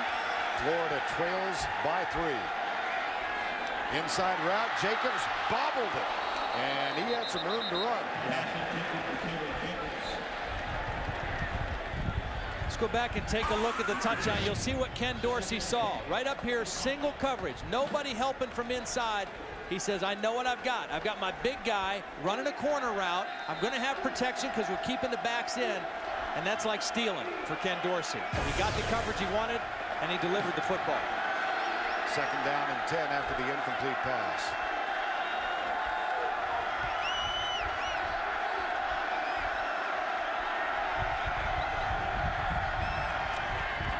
Little pitch, Graham.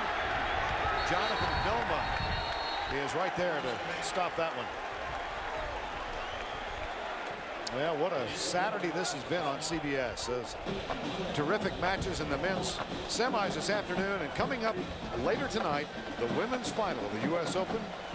Serena Williams, Venus Williams again. 3rd and 9 at the 21. Big play right now because Miami's starting to seize the momentum a little bit in this football game after that touchdown. Miami brings 3. Grossman short. Perez, but he's caught at the 25. It'll be 4th down. Good defense again. I'm impressed with the way that Antrell Roll is playing. He got the interference call, which I still think was a bad call, but he's been pretty sharp in man-to-man coverage. Jason Hunter, who is a walk-on, a transfer from junior college, not listed in the media guide, and he earned the spot in 2 days. Fake punt. No, he didn't fake it. He just thought he was going to get it blocked. That was not a fake punt. I think he just thought if he kicked it, it was going to get blocked, and he got confused. Again, you've got new punters, a new punter, and a new kicker for Florida. We saw a block punt by Florida, and I don't think this was a fake. He just thought it was going to get blocked, and it might have had he kicked it. He pulled it down and then tried to do something with it. Watch Jason Hunter. He's a little flustered right there. He just got flustered. He bobbled the snap to start with, and everything went south from there. And now there is a penalty, personal foul against Florida. Well, this is gut check time now for Ron Zook's team.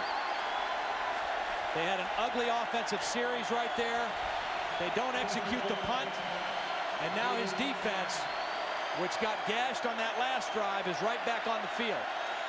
Well, Hunter last week against UAB had a tough start in his debut at Florida. Shanked a couple. Now bobbles the snap.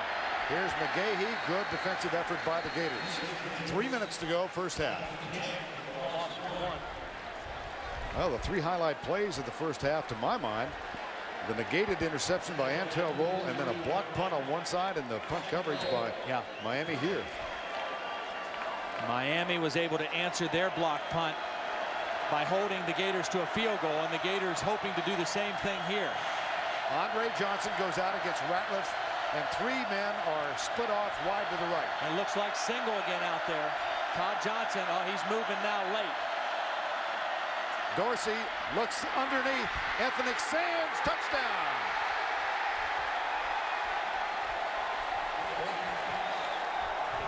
'63 career touchdowns for Ken Dorsey.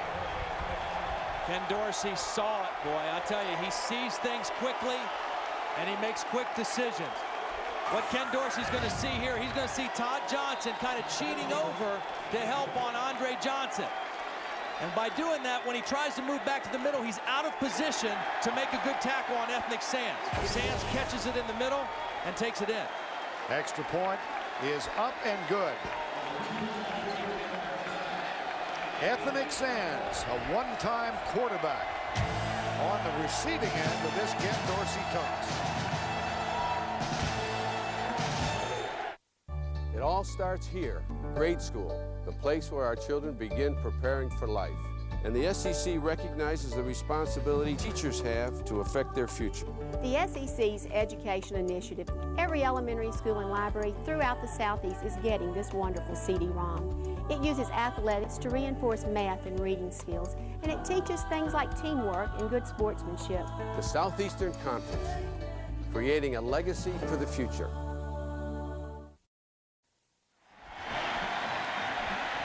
.222 before the break. 14 Miami points in the last 2 minutes and 8 seconds. And you could just feel the momentum changing. Miami taking control after that first touchdown, and then the 3 and out by their defense, and they go right back in and score.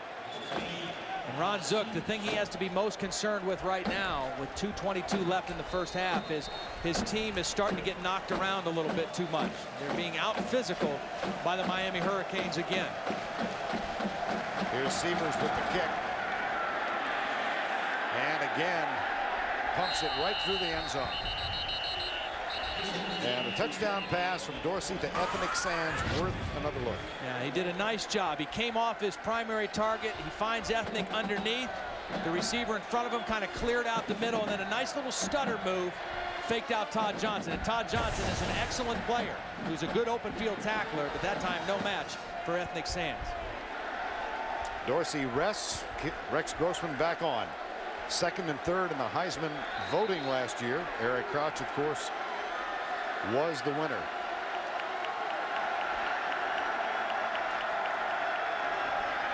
Stunts. Grossman across the middle for Perez. Incomplete, and Rex Grossman got hammered by McDougal. Yeah, down again. I mean, it didn't interfere with the throw, but it takes its toll. And what it does is it makes him maybe short arm the next one. He stands in there, he's backing up a little bit as he throws because he knows he's going to get hit. And right now, Rex Grossman has missed 5 of his last 6 passes, and the Miami defense is cranking it up a little bit. Second down and 10. Draw play, Graham. That's going to set up a 3rd and 8. As we hit the 2-minute mark of the first half. Miami is smelling blood a little bit right here, because if they can get another stop on this 3rd down, they're going to go after the punter, Jason Hunter, again. And even if they don't get it, they'll get good field position again here with the wind behind them. So this is a big 3rd down play right now for Rex Grossman. Miami has 1 timeout left. I think Florida should take a timeout. They look really confused right now on this play. 3 seconds on the play clock. They get the snap.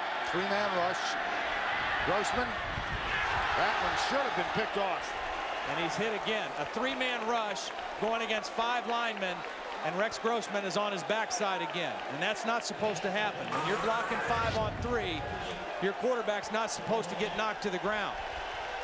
But there he goes again. And now the clock is stopped, and Miami's going to get the football back in good position. Jason Hunter back to attempt the punt. Bobbled the last snap. This one's a little high, but the return is on all the way. Not a particularly effective punt, but it will bounce. And it is picked up by Sean Taylor. Well, not a real smart play by Sean Taylor to go in there and get around that football. But nonetheless, he's able to handle it cleanly. And Miami will get the football. Miami's taking control of the line of scrimmage, Vern. I mean, on both sides. Their offensive line is taking control, and the defensive line has taken control. And right now, Ron Zook needs to find a way to stop the bleeding and get his team into the locker room.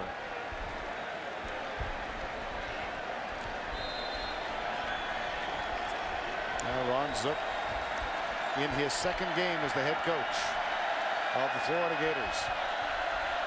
When he got into coaching, made a list of top 10 goals in his life, and head coach of Florida was on that list. First down and 10. McGahee goes left, gets a good block on the corner. An excellent block by Roscoe Parrish. He may be the smallest guy out there on the field. Roscoe Parrish is 5'9", 165 pounds, and he gets an excellent block on Cromartie, which enables them to get to the sideline. Great block by Roscoe Parrish. After the clock stops to move the chain, it is restarted. We're under a minute to play. Again, the calmness of Ken Dorsey. Not rattled at all. His offensive line has control. Fires it, incomplete. Just behind Andre Johnson. In front of Kewan Ratliff. Well, Ken Dorsey grew up 5 minutes from the University of California campus. Thought about going to Cal. They signed another quarterback. He thought about going to Tennessee. They got a verbal commitment from Chris Sims, so he crossed Tennessee off the list. Wound up at Miami, where he has become a terrific quarterback. Mom and Dad, his brother Adam, Mom and Dad, Tom and Maggie are here. Here's Dorsey across the middle. And Andre Johnson to the 31-yard line. 14 yards on that one. Miami with one timeout left. Ken Dorsey trying to save it. See how well they played on the road. They're in the hurry up here. Here's Dorsey. Hit as he lets it go, but Winslow's got it. And Cromartie with the tackle at the 21.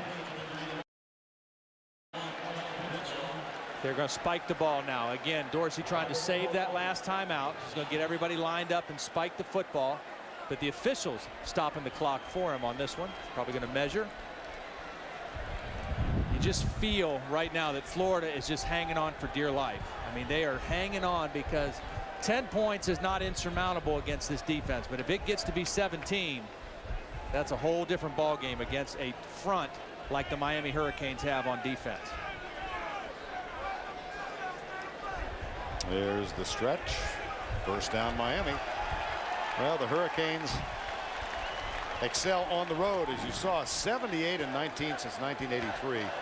A road winning percentage of 80%. Well, they've always kind of had the mentality that they will play anybody, anywhere, at any time, and they've kind of tried to live up to that, and they've sure done that. 26 seconds to go. First and 10. Miami has one timeout remaining. Florida 2. Out of the gun. Romberg will snap it back.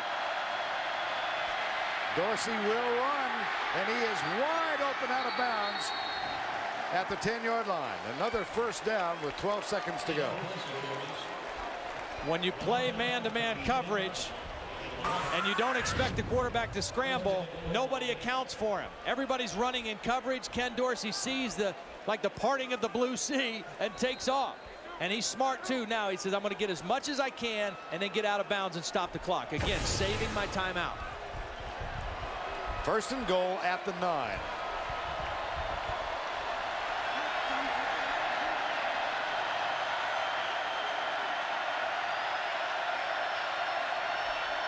Dorsey back, drills it. Incomplete at the 3-yard line, intended for Kevin Beard. With your permission, I'm going to add a non-play to my list of significant occurrences. Okay. After the blocked punt on Freddie Capshaw, the delay of game call against Florida. First down and 10 with momentum. They had a 7-6 lead. Delay of game call against the Gators. They wind up settling for 3. Now they trail by 10. And didn't gain a yard in that entire possession. They went back 5 and then stayed there. Second and goal.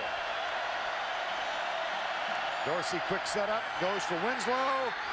Intercepted. Yeah, I think he made the catch. Todd Johnson did a great job of keeping his foot in bounds. Johnson gets the interception, but he had help on this play. Kellen Winslow going against Carter, man-to-man. Now watch Carter get in there and get his hand on the football. It popped it out for his safety, Todd Johnson. Good job with the officials conferring with each other. Boy, what a play by Deshaun Carter. In there, man-to-man against a big tight end. He gets his hand up inside and strips the ball out, and Johnson catches it, left foot down. Good interception. And again, the Gators holding on for their life, get to the locker room only down 10. Miami leads by 10, 20-10. As we reach the halftime break. And let's go down to Jill Arrington. Coach Zook, you told us yesterday that this team had something to prove out here today. What have they proven to you in the first half? Well, you know, we played extremely good football till right here at the end. You know, we kind of lost our poise a little bit, but we got to come back. It's as we've told them all week. It's a 60-minute game. We still got 30 to play. Our guys are fired up, and then we got to go in, regroup, and go man go. Especially your offensive line of scrimmage is facing a lot of adversity. How are you going to deal with it? Well, we got to make sure we keep Rex protected. But we got some things we can do to keep the rush off. They're doing a lot of twisting right now, and it causes some problems. But we got some things we're going to have to do to get them off the pressure. All right, Coach. Thanks a lot. Thank you, Jill. Get the idea that Ron Zook is a high-energy guy. That's the end of the first half. It's 20-10. Tim Brando, Spencer Tillman, live here in Gainesville with the Gateway halftime report.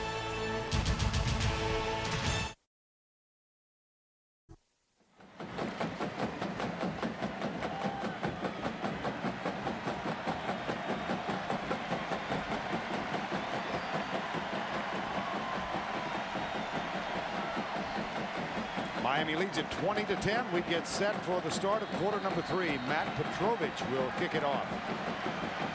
Andre Johnson, Jason Getters are the deep men for Miami. This one returnable, grabbed by Getters at the 9. Tackled at the 22-yard line. Well, 20-10 the score. How did we get where we are? Let's take you back in the first half. One of the most significant plays, this interception by Antrell Roll, ruled pass interference, and Todd Johnson blocked a Capshaw punt. But Florida had to settle for 3. Problems of their own on special teams. As this punt snap was bubbled, that put it in the hands of Ken Dorsey. He found ethnic stands for the first of 2 touchdowns within 2.5 minutes.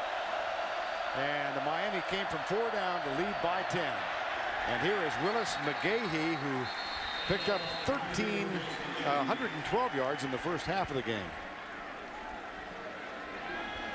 And now 14:39 to go, and Florida, what was the conversation at the half, Todd? Well, I think quite simply for Florida, they've got to buck up here in the second half. I mean, they've got to answer the challenge physically. Their defense is on the field first. They've got to do a better job against the running game. They gave up an average of 7 yards per carry. When they're on offense, they got to knock some people off the ball for their running game, and they've got to protect Rex Grossman. If they don't get tougher, they're going to get blown out of this game. Here's Dorsey back to throw under a little bit of pressure, but he gets it into the hands of Andre Johnson out to the 34-yard line. Now let's take a statistical look at halftime. Miami with 134 yards and a 7.1 yards per carry average. I mean, they just ran it right down their throat there, particularly in the second quarter. And a very modest passing total for Rex Grossman, underlining the fact that he was under intense pressure in the No first big half. plays. They took away all the deep stuff because they never had to get out of their basic defense and get out of the 2 deep safeties. So everything had to be thrown underneath. Stunts by the Florida defense. Dorsey with time finds Roscoe Parrish. He can scamper, and he is out of bounds, pushed there by Mighton Teal after a gain of 18. Former high school quarterback. Yep. Very slippery, very elusive as a kick returner. Reminds a lot of the Miami coaches of Santana Moss. He's got that kind of big playability. And you can see the quick moves and the elusiveness and then the speed. And again, you don't see any blue jerseys around Ken Dorsey. I can only count one time when he was hit in that first half. You cannot give a quarterback that good that much time. McGahee gets the handoff and just slithers through. Now Todd Johnson giving chase, but another huge run for Willis McGahee. Picked up 39 on that one. One of the things that John Thompson told us was that their middle linebacker, James Ferrier, was going to have to get more physical. Number 43. There he is getting blown off the ball, and that enables Willis McGahee to bust that thing outside. I mean, you've got to be tough at the middle linebacker position, and Matt Ferrier in there, the junior out of Petersburg, Virginia, just got driven off the ball on that one. McGahee over 150 yards. Ferrier taking the place of the outstanding Andre Davis, and struggling. Here's McGahee, this time cut down as he tests the middle, and flags accompany him down. There are 2 on the ground. I think I called him James Ferrier. You did. That's his older brother, who was a great player at Virginia. I see you brought it up. I was going to try and ignore it. It's worth bringing up again.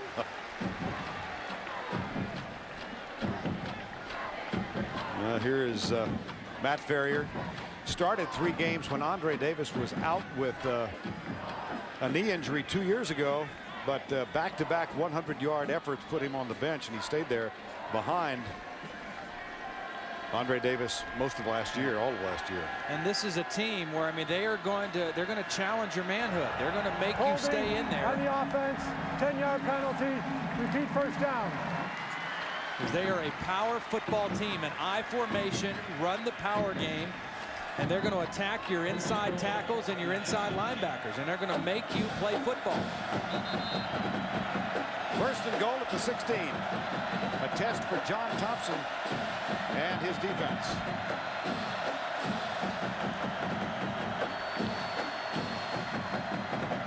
And a little gathering of officials at the 16-yard line. What makes Miami so good, I mean, last year and this year, is they're so well balanced. I mean, they can run and throw so well, and they've got people at all the skill positions that can make big plays and hurt you, but they just become so difficult to defend. From the line of scrimmage, 10 yards, repeat first down. I think that may have been just a restatement of the penalty. And what's amazing is how they reload now in Coral Gables. I mean, they lose Jeremy Shockey, who's going to be a great player for the Giants, and in comes Kellen Winslow. You know, and it's just amazing. They lose Clinton Portis, and here's Willis McGahee. And they expect to get Frank Gore back in October. Here's a little screen pass. Gathers got Romberg down in front, and Romberg with a convoy block. 18-yard touchdown.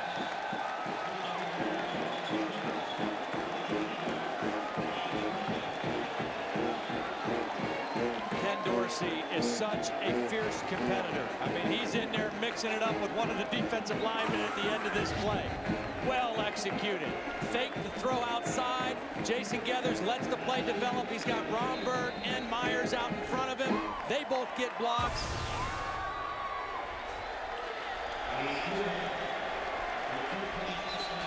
The extra point just cuts inside the upright. Gathers on the screen pass. Dorsey with a little trash talk to Shannon Snell.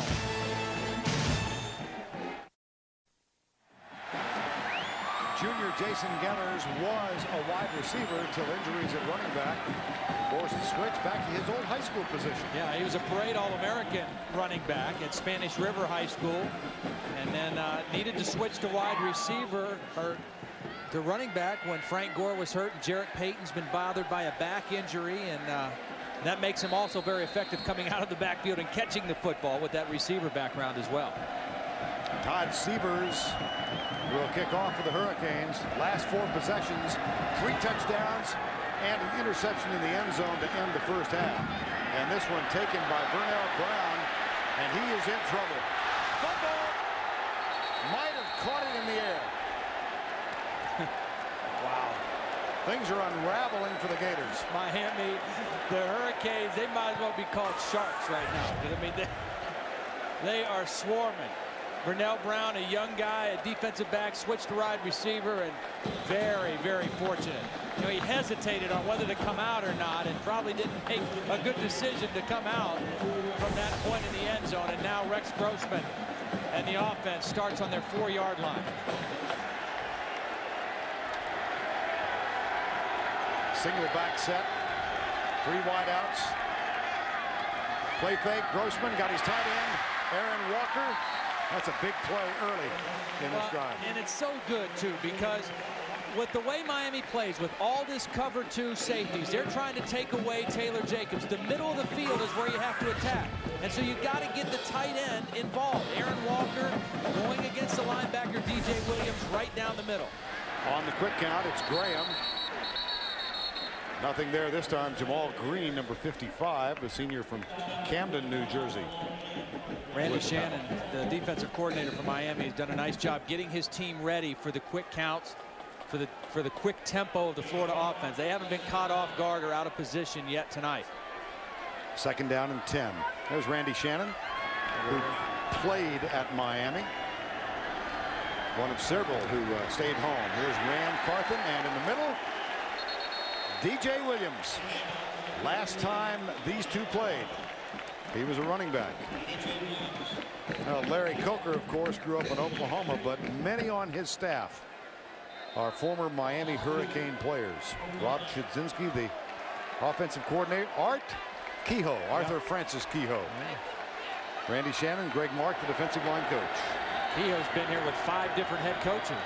He never left after he stopped playing here. Here's Grossman scrambling on 3rd and 12 and takes a pop from Kelly Jennings up near the 31-yard line. It'll be 4th down. Again, good coverage downfield. They're playing with those 2 safeties. They force Rex Grossman up into the pocket, and they're running all over the place with these Florida receivers. And so far, nobody able to break loose. You know, I think of our conversation with him yesterday. Taylor Jacobs, obviously his number 1 man, and he was almost wistful as the punt goes away, talking about what it would have been like had either Gaffney or Caldwell not gone into the pros. Yeah. Flags all over the place. Well, they both could have come back. Right. And like he said, even if one of them would have come back, to have a big-time threat on both sides of the formation would have been huge. One of the factors that made Florida's offense so dangerous last year with 3 options. Jabbar Gaffney, Rashae Caldwell, and Taylor Jacobs. Illegal block in the back during the return. 10-yard penalty from the spot of the foul. 1st down. 37-yard punt, 12 on the return. And what Ron Zook's got to be thinking of right now, his defense can't stop him. We got to knock the ball loose and turn it over.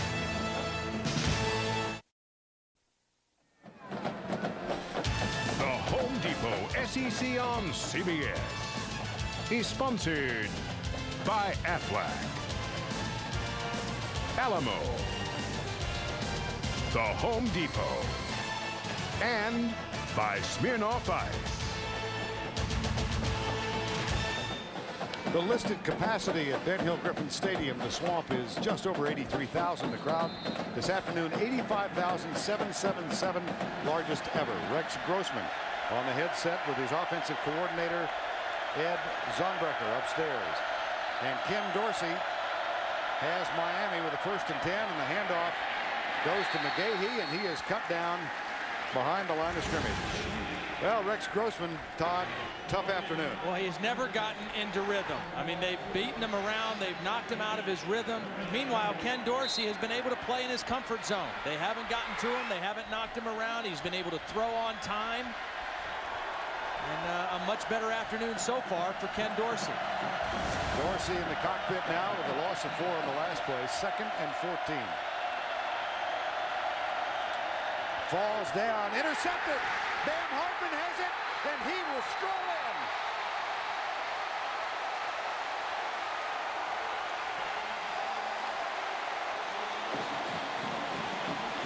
How do you do? I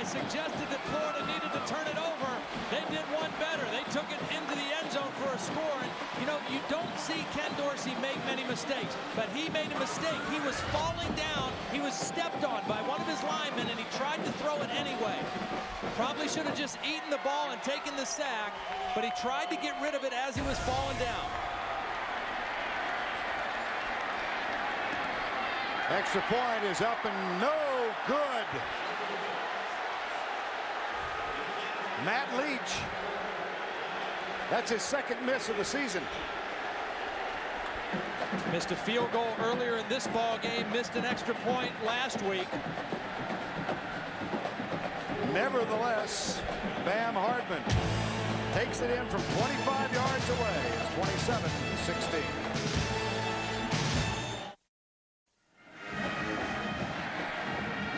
Byron Bam Hardman, third career interception, first touchdown ever. Strolls in unimpeded from 25 yards out. The extra point, however, missed, and it's an 11-point margin. You know, one thing you got to remember, and you should have it corrected by now, but new kicker, new holder, new snapper this year, and that's an intricate relationship between those three guys. And to have two missed extra points and one missed field goal is not always just the kicker. Petrovich will kick off for the Gators. Andre Johnson and Gathers are the deep men. And Gathers gathers it in from 2 yards into the end zone. Sprints out to the 20 and dragged down by Reed Fleming at the 26-yard line. Mondays this fall on CBS. Florida defense right back on the field. They had a big turnover and a score, but they're right back out there, and they still need to answer that challenge physically because Miami's going to keep coming at them now. Probably really emphasize running the football early in this drive. McGahee has had a big game, and he adds to it with this run over left tackle out to the 39-yard line. That's a gain of 13. They haven't been able to stop him. You talk about kickoff team. This is Deshaun Wynn, a highly touted recruit out of Ohio, a running back. If you want to run down there, you better have your head on a swivel because you're going to take some shots at you.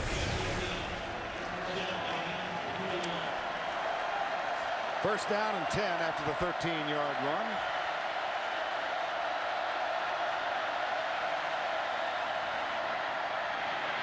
Up the middle, can't stop the run. McGahee. They get the big turnover. 2 plays, 2 runs. They're all the way out to the 50-yard line. Again, I mean, it's the same story for Florida. They've got to be more physical. And again, take credit, give credit to this Miami offensive line. 2 new offensive tackles, Carlos Joseph on the left side, Vernon Carey on the right side, the veteran Brett Wamberg at center. On second down and 3, they'll test the center where Reed Fleming is the middle linebacker now. Number 40. And this is Quantrine Hill, number 23. And it's going to be 3rd and 1.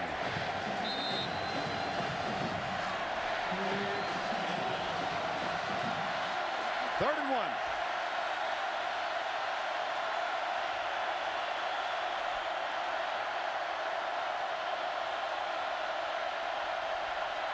Winston in motion. McGahee close. You know, he stutter stepped a little bit. I mean, he was kind of picking and choosing for a hole in there, and it lost his momentum a little bit.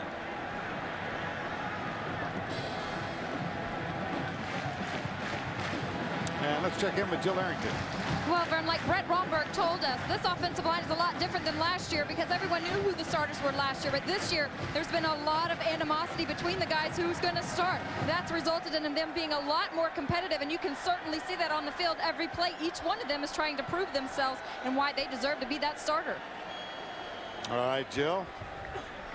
Vernon Carey, who has taken over on the right side, as close to 350 as he's ever been in his career. I mean, he's a very athletic guy, very strong, but has battled weight problems. Yeah, and that's not up to 350, that's down to 350. But Brett Romberg says he loves Bryant McKinney. He's a big, big friend of Bryant McKinney's, and he saw the fame, and now he's seen the fortune that Bryant McKinney has gotten, and it really helped him stay motivated this summer. Well, a good defensive stand on 3rd and 1. And that will bring on the punting unit. And Freddie Capshaw, who has had one blocked by Todd Johnson. I think if Kewan Ratliff gets a chance on this one, if it's a short kick or a low kick, he needs to try to return one here. See if he can make a play. Again, Capshaw bothered by a right ankle injury, sends this one very high, quite short. And Ratliff takes it on the hop and pays the price. Well, that's a good move by Kewan, because if he keeps letting it bounce, it's going to go down inside of the 5-yard line, and Miami's going to down it. So he did the right thing, just nowhere to go. 44-yard punt, one on the return tomorrow. The NFL on CBS regional coverage. At 1 o'clock Eastern, Buffalo, Cleveland, Jacksonville, Carolina, and Cincinnati, the home sites. And it will all begin with the NFL today with Jim, Boomer, Dion, Dan Marino. Little change now for Florida up front. Mo Mitchell, the new right tackle. They've moved Cologne into the right guard now. So Jurgensen is out of the game at the right guard spot. Jonathan Cologne, number 78, leads the way on this play as Graham follows his block out to the 13-yard line. Jonathan Cologne, one of the really interesting subplots to this game. In the spring of 2000, he signed letters of intent with both Florida and Miami. The night before the official signing date, it was determined he signed a letter of intent with Miami, and it was post-dated. Then the following morning, he signed with Florida. Later, the Board of Inquiry and ruled in favor of Florida, so he is now playing for the Gators. Here's Grossman and Troop after the 28. Nice job by Ed Zonbrecker moving his quarterback Rex Grossman. Little play action and a little half a roll out there to find a throwing lane to Troop. They bring him in motion. He's got some momentum, and then they fake the run, and he's open there. A nice job beating Howard Clark on the play. Gain of 14, 1st and 10. And off Graham to the 30-yard line. A pickup of 2. Jonathan Vilma among those. I like it, though. I mean, it's kind of that's a statement play. They're going after the Miami defense a little bit. Mo Mitchell, who just came in at right tackle, they're a little bigger now on the right side with Cologne inside at guard and Mitchell at tackle. And you can see the numbers for Grossman, less than 50%. That is a rarity for Rex. 2nd down and 8. It's hard to throw when you can only see out of your ear hole, though. Showing blitz. Play fake. Half roll. Now full roll. Lobs it. Out of bounds. Yep. Aaron Walker got it, but came down out of bounds. Rex kind of got caught on that one. It wasn't open early. That's a play where you throw it quickly, and it was not open. And he looked like he was going to run for a minute, and then at the last minute tried to flip it to Walker. Big play here. They've not been too good on 3rd down so far tonight. 2 of 9, as a matter of fact. 3rd and 8. Same defensive look for Miami. 2 deep safeties trying to take away the deep routes. And Grossman fires it. Carlos Perez, but that's short of the 1st down. He gets only to the 36. He needed the 38-yard line. And credit Kelly Jennings, playing with the cast on his arm, making a sure tackle in the open field. These Miami coaches love Kelly Jennings. They think he's got the same kind of talent that Ed Buchanan had, who was drafted in the 1st round. Same kind of feet, only a little bit even taller than Buchanan, but obviously hampered a little bit this summer by that injury to his thumb. But that was an excellent play. Nick Sands back to return the punt. Jason Hunter has it at the 29, heads right. Chased out of bounds by Ferrier, and a flag as an official went down. Ferrier hit the official. Now 2 flags are gone. I think this is going to go against Miami, actually. I think it was a late block on the play after the play that actually wiped out an official, too. I might be mistaken, but I think there was a late block after Sands had already run out of bounds. And when I say Matt Ferrier ran into it, or hit an official, I mean he ran into him. And Ron Zook is not too happy with it. After the play was over, personal foul on Florida, 15-yard penalty, first down. Now just a little push at the end of the play. It is on Matt Ferrier. I mean, this, you know, we saw a bad call go against Miami. Here's Ferrier at the end of the play, just a little push. He was out of bounds, though, clearly out of bounds, and I think a little maybe frustration on the part of Matt Ferrier. So the Hurricanes with a first down after the penalty at the Florida 40-yard line. First and 10. There's the reverse. Roscoe Parrish pulls up, throws it. Gators is deep, and it's knocked away by Gus Scott. Got there just in time. Boy, you're not kidding. Andre Johnson. I mean, just in time. And Gus Scott is a playmaker. He's a guy who is going to be in the right spot. Now, here's Gus Scott. He's dropping back into free safety. He's reading the play. And when he sees Roscoe Parrish turn to throw, he knows my man's beat. My corner's beat. I've got to help him. And he gets his hand on the football. And Gus Johnson able to get there and make contact right as the ball got to Andre Johnson. Handoff. McGahee goes right. Akendo Johnson makes contact. That forces him out of bounds. Well, you saw a little bit of the touch that Roscoe Parrish threw provides. that one nice. Yes, he did. Was probably, you know, noted as more of a running quarterback in high school, but obviously can throw it as well.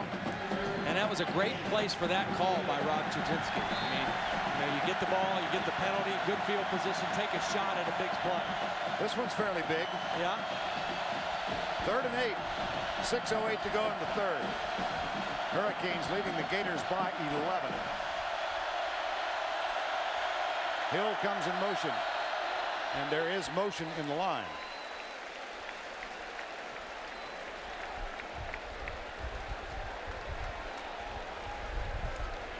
Well, that changes the complexion Prior here. to the snap, false start, offense, 5-yard penalty, remains third down. Well, 3rd down and 8 is a lot different than 3rd and 13. And if Florida had a man-type defense with pressure called on that 3rd down play, maybe they can back off into a zone on this one and just make the tackle underneath. And Larry Coker knows that. It's a big difference trying to convert 3rd and 8 and 3rd and 13. Parrish goes right. Andre Johnson and Kevin Beard come left.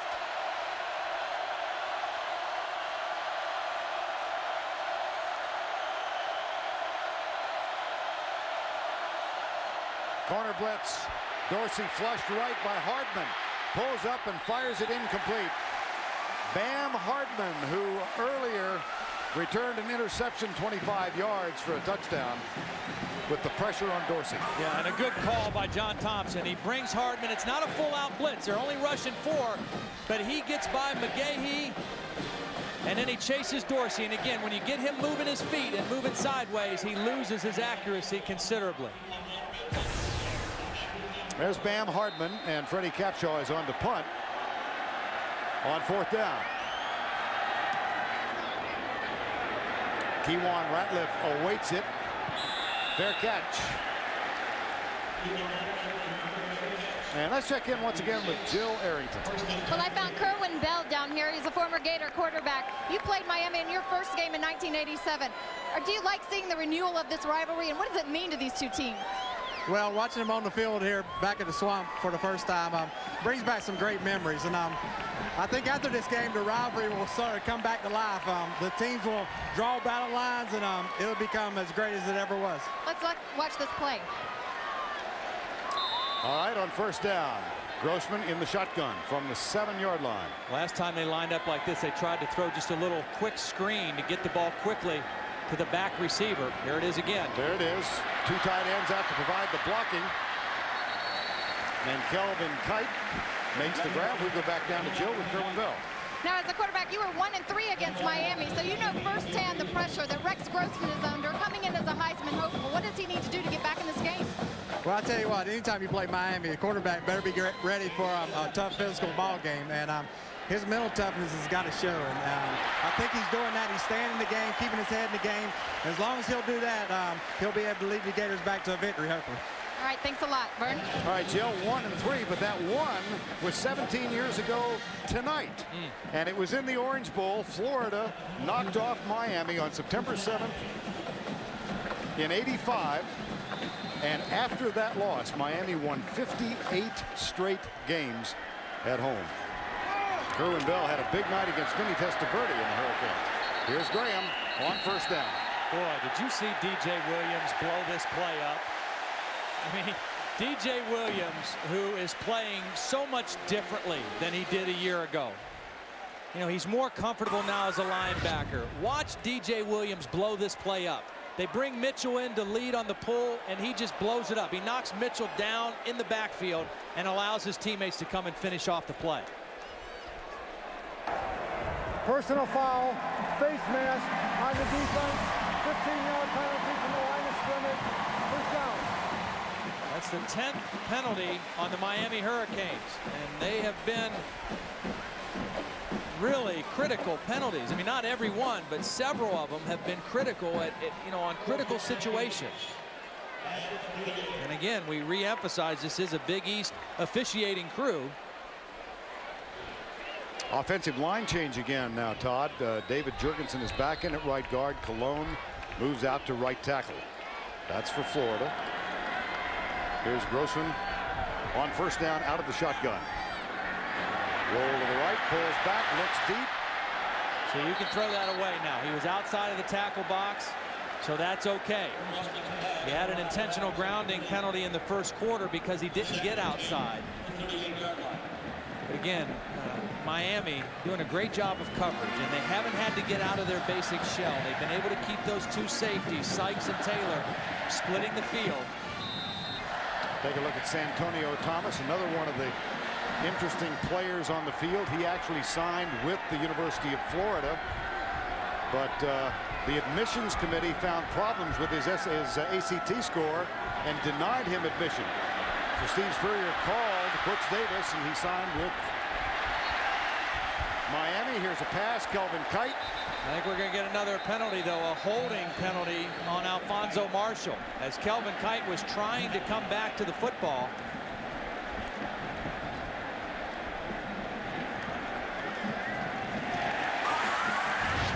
And watch Kite. He sees his quarterback in trouble, and as he tries to come back, boy. I mean, a little hand on the shoulder. On the defense, 10-yard penalty from the line of scrimmage, first down. That is two penalties, a pass interference and a holding, that have gone against the Miami secondary that have been very, very shaky. I mean, you know, could have been easily a no call.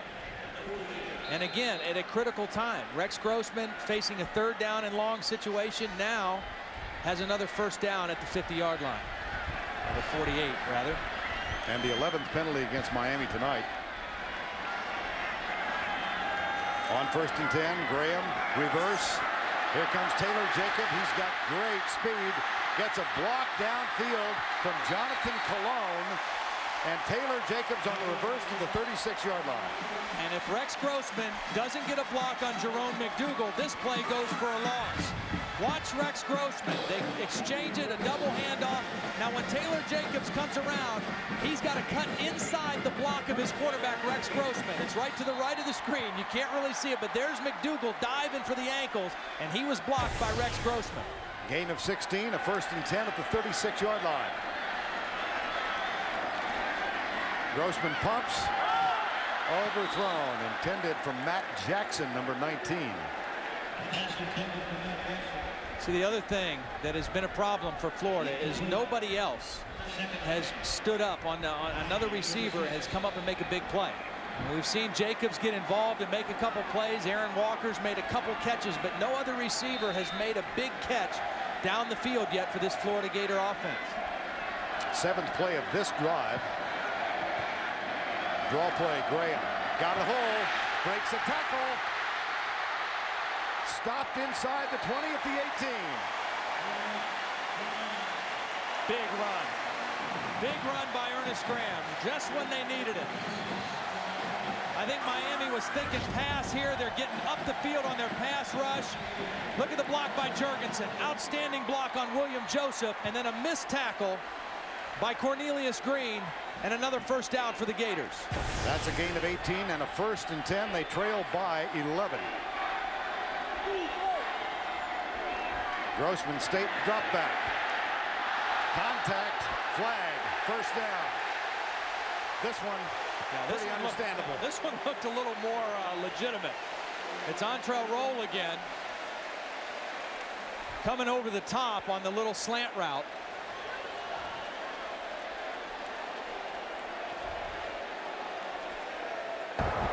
Pass interference on the defense.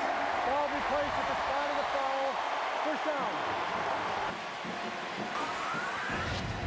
Take a look at the right-hand side of your screen. You'll see the quick throw on the inside, and there's the contact.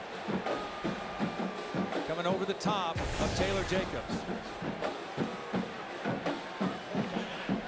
Keep an eye on Aaron Walker here again. If those safeties are going to stay split, the middle of the field might be open for the tight end. This is the 1st and 10. There's Grossman under pressure, shuttles it out. Stiff arm by Graham. Boy, they got something out of nothing. Yeah, absolutely.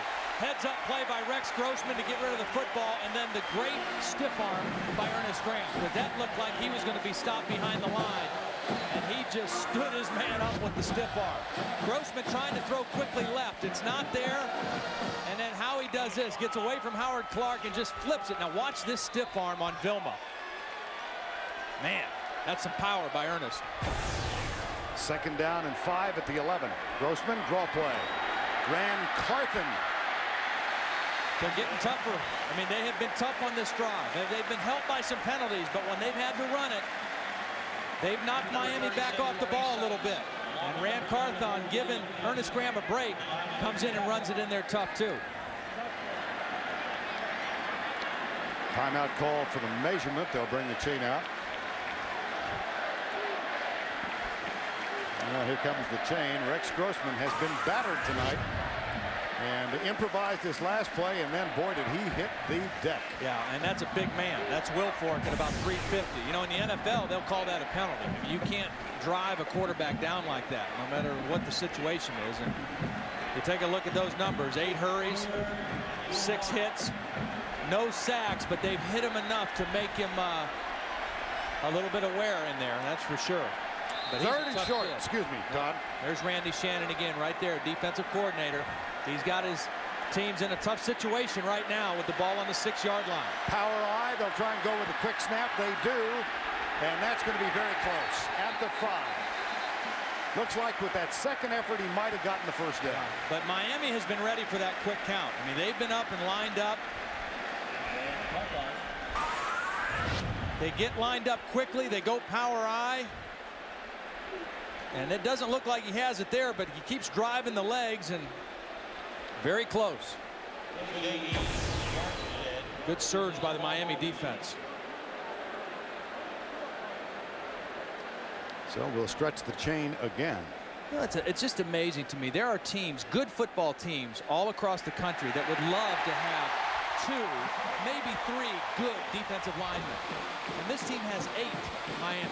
It's amazing to me that they could have so many good players in that front 4. And what a foundation to build your defense around for Larry Coker and Randy Shannon. There's one of them, Andrew Williams.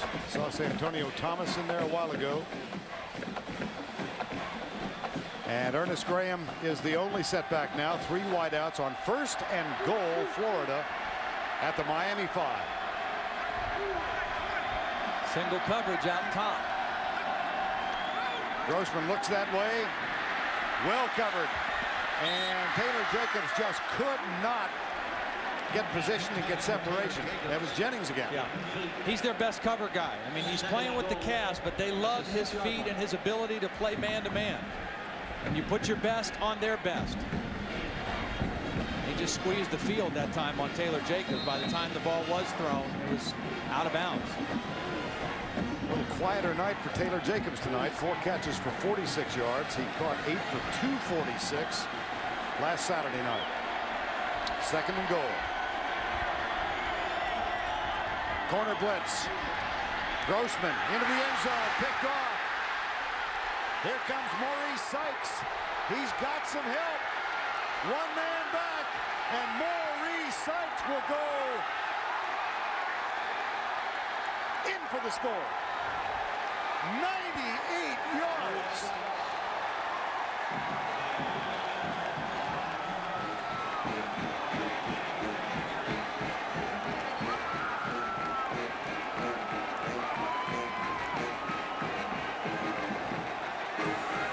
Rex Grossman got caught staring on this one. Maurice Sykes, he kind of eased up on the throw and tried to guide it in there, and Sykes was reading the quarterback the whole way.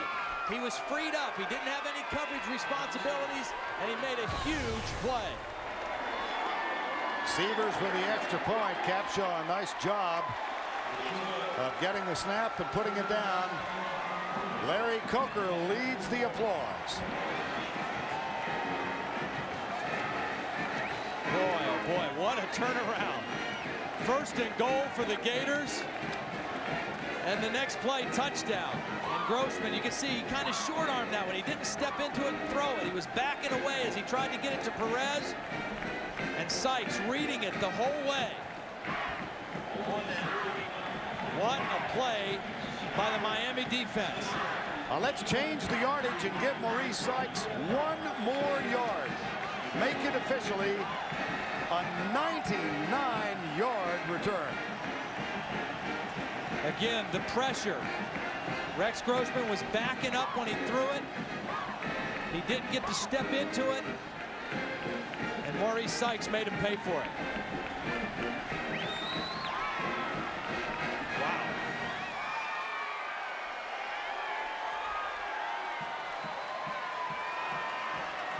Wow is right. Maurice Sykes, one of a quartet of new starters in the defensive secondary. Boy, once he got to the 15-yard line, nobody around. And again, Severs with that effective kickoff. Touchback, it'll come out to the 20-yard line. And a disheartened Rex Grossman, I'm sure, has to come out and reignite things. Well, and you know, the good news for Rex Grossman and the Florida Gators is that we're still in the third quarter. Okay, I mean it's a big lead, and Miami's awful good on defense, but there's a lot of time left on the clock for Rex Grossman. That was look at him. He is a competitor now. I'm gonna tell you, he wants to get back on the field and get after it again. He knows he made a mistake. He's going to try to make up for it now. Here's Grossman. Draw play. Carthen bolts out across the 35 to the 37. The suddenness of that is just shocking. I know it is. They put together a 13-play drive, goes 88 yards. They're at the 6-yard line, and like a bazooka, they go 99 the other way. And this does not bode well for Florida, does it? No, it doesn't. Other than the fact that Florida's used to scoring a lot of points themselves. First down and 10. Carthen. See, that's the thing. There's no need to panic right now. There's lots of time left. 1:50 left in the third quarter. They don't have to, you know, abandon the run and start throwing it every down. They're down 18, but there's a lot of football left to be played. Second down and 8 for the Gators here. With 1:35 to go, third quarter.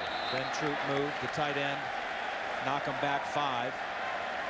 You know, Miami has been so disciplined on defense. False start, offense, 5-yard penalty, remain second down. And you know what I think that Randy Shannon has decided? I think he said, you know what? We're going to give up some running plays. I am not going to put another safety in there against the run game. We're going to give up some plays and hope we don't get burnt by it, but I am going to keep 2 safeties back there to keep Taylor Jacobs from running down our defense. And we're just not going to give up any big plays in the passing game. And Florida has not had any long, big plays in the passing game tonight. Timeout is called by Miami just prior to the snap. And the time comes with 1:25 to go, third quarter.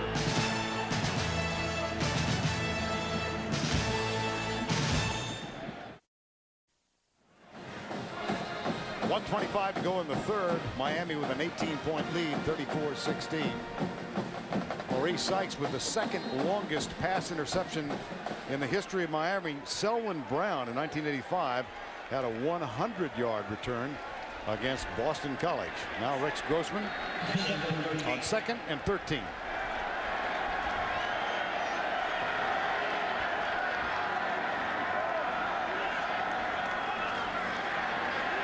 Here's Rex Grossman, harassed, goes right, chased by Vilma, hit by Vilma, incomplete pass. Just a reminder that he's in the neighborhood. Yep. Well, this defense can run so well. I mean, you know the secondary can run, but the linebackers, Vilma, and DJ Williams, who you said used to be a running back, Howard Clark, they can all run. So when you start going sideways against this defense, you're not going to do very much. 3rd and 13.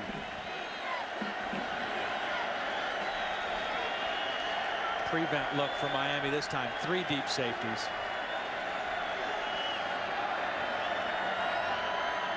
And an adjustment now by the Florida Gators. Rush 4. Grossman off his back foot to Perez, incomplete. 4th down. Well, our traveling caravan will move over to Columbia, South Carolina. A week from today, we'll take on Georgia, or watch Georgia take on South Carolina. The Gamecocks at home, ranked 22nd in the country. Georgia ranked 10th. Idle this weekend. That's Saturday at 3:30 Eastern Time. South Carolina playing at Virginia tonight. Another big game on the road for them. Jason Hunter with the punt. Ethnic Sands with the return. You know, I went back and watched the Sugar Bowl game a couple years ago, and even though the defensive system at Miami was a little bit different, the bottom line was they were still able to not let Rex Grossman get into a rhythm. They were able to knock him around, get to him enough to where he never got into a good rhythm. And they've done the same thing tonight. I mean, even that last 3rd down throw, throwing off his back foot. They've got to him enough. They've bothered him enough to where he looks uncomfortable at times in the pocket. And that, we've seen enough of Rex Grossman to know that when he's in a comfort zone, he is almost unstoppable. Ken Dorsey, meanwhile, has had much the easier of it tonight when pressure is concerned. Here's a handoff.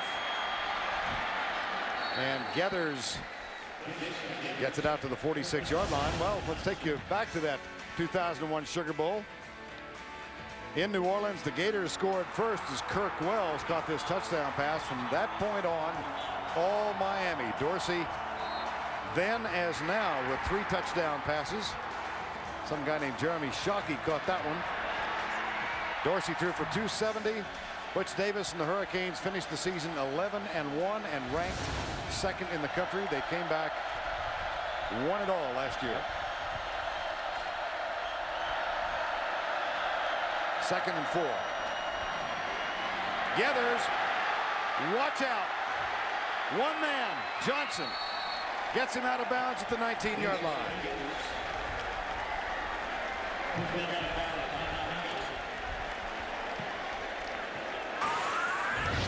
I made the point that this offensive line they think is better at run blocking. What a block by Carlos Joseph. Number 76 just literally collapsed the right side of the Florida defense.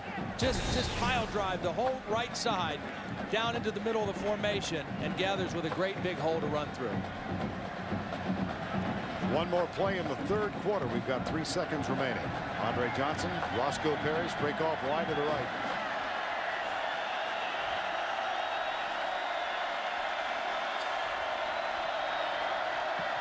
Dorsey back under pressure, lets it go, caught, intercepted. Second mistake that Ken Dorsey's made, and again he doesn't make many.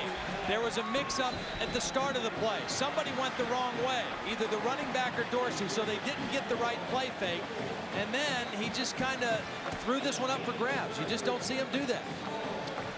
Todd Johnson's 2nd interception of the night. That's the end of the 3rd quarter. We'll return right after this message and this word from your local station.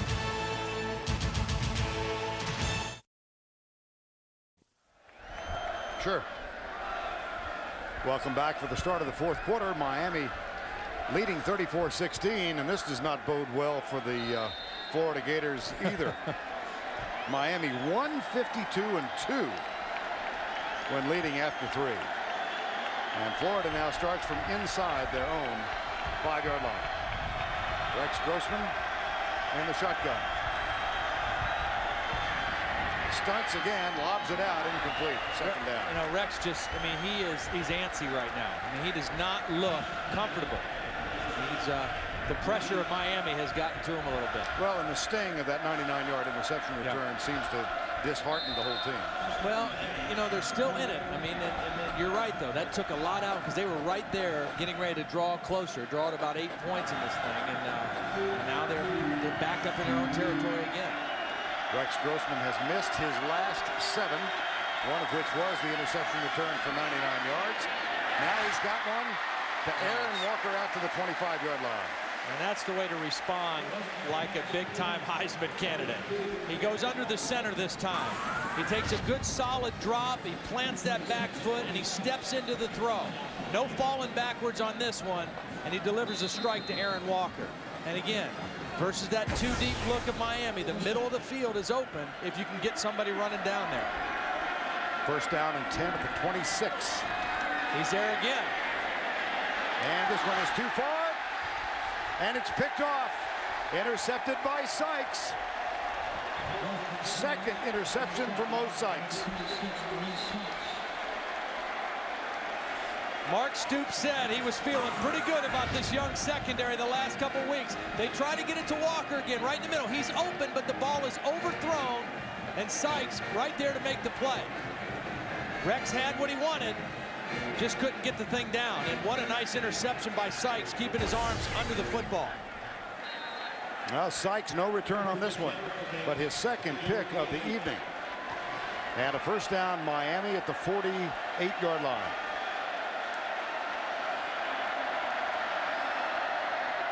Dorsey hands it off. McGahee, look at him run. Unhindered. 24-yard gain. You know what's amazing to me is that this team could lose 11 guys to the NFL. 5 of them in the first round. And they could come back and look this strong at this point in a new season. That's scary to me. Well, last week it was Jason Gathers who picked up 199 yards on the ground. Tonight, on his 21st carry, McGahee has reached the 194 mark, and he will add to it here. A fumble, but the ball had been ruled down. They called him down.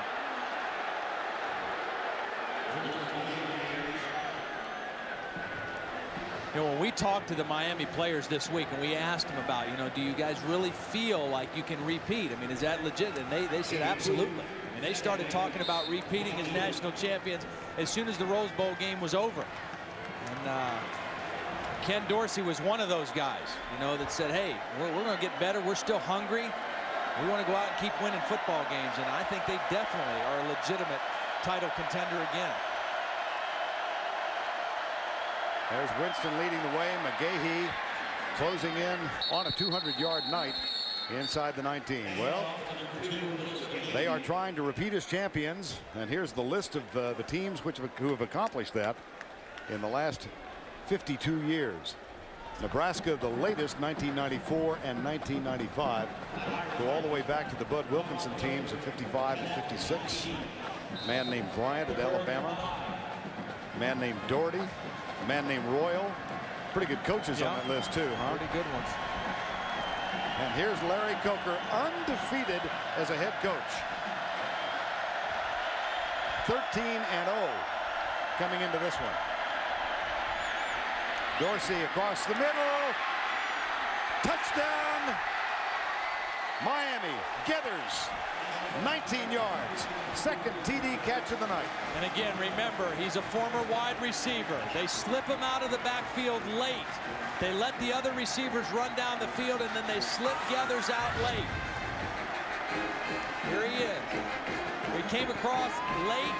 He acted like he was blocking, and then he released late, and Ken Dorsey just found him as a little outlet receiver. Extra point from Sievers is up and good.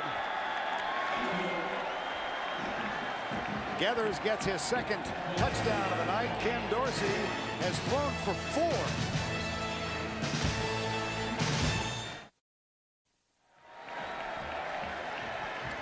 Jason Gathers, erstwhile wide receiver, but he has caught 2 touchdown passes tonight out of the running back spot. And 48 yards after the interception. Bingo.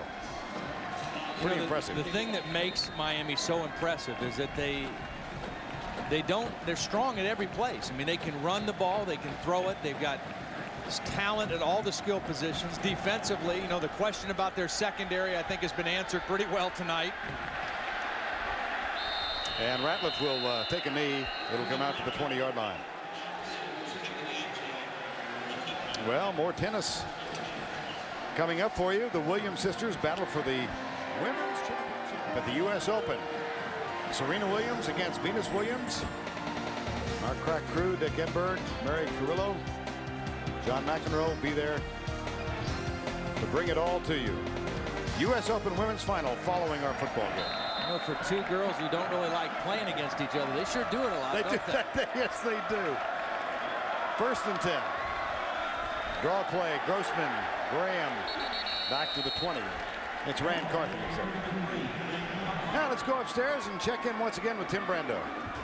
All right, Vern, I'm still here. Let's take a look at our Kinko's top performance of the day. An opportunistic Oklahoma defense. Strong safety Eric Bassey picks up this fumble, carries it back 45 yards in the final moments. Sooners number 2 in holding. Back to Vern. All right, Tim, thank you very much. Tim doing his emulation of the Drifters and staying up on the roof. And that pass is complete to the 25-yard line. Good to have Tim and Spencer with us, isn't it? We should make this a regular occurrence. Here he is. Got a pretty good seat. Get them out of the comfort of New York City and on the road. You know, even though Alabama lost that game, that's a pretty impressive effort for Dennis Franchione's team going out to Norman, playing all the way well into the final minutes of that football game. It's interesting because Dennis Franchione came and spent a few days with Larry Coker and his staff this summer to talk to him about how they rebuilt the program with the probation and the loss of scholarships. Here's Grossman, and he gets the first down out to the 40-yard line. What a pretty good move he put on. And no quit left in him, as you can see. I mean, he's still going to fight to the very end, no matter what happens. No slide, neither. He was going shoulder first on that one. Gain of 15 for Rex Grossman and a first down. Backs up, finds Taylor Jacobs.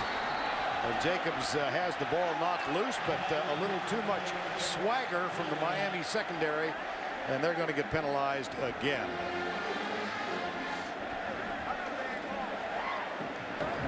After the play was over, personal foul, late hit on the defense, 15-yard penalty from the line of scrimmage, first down. He led with his head. You know, that was the problem there by Sean Taylor.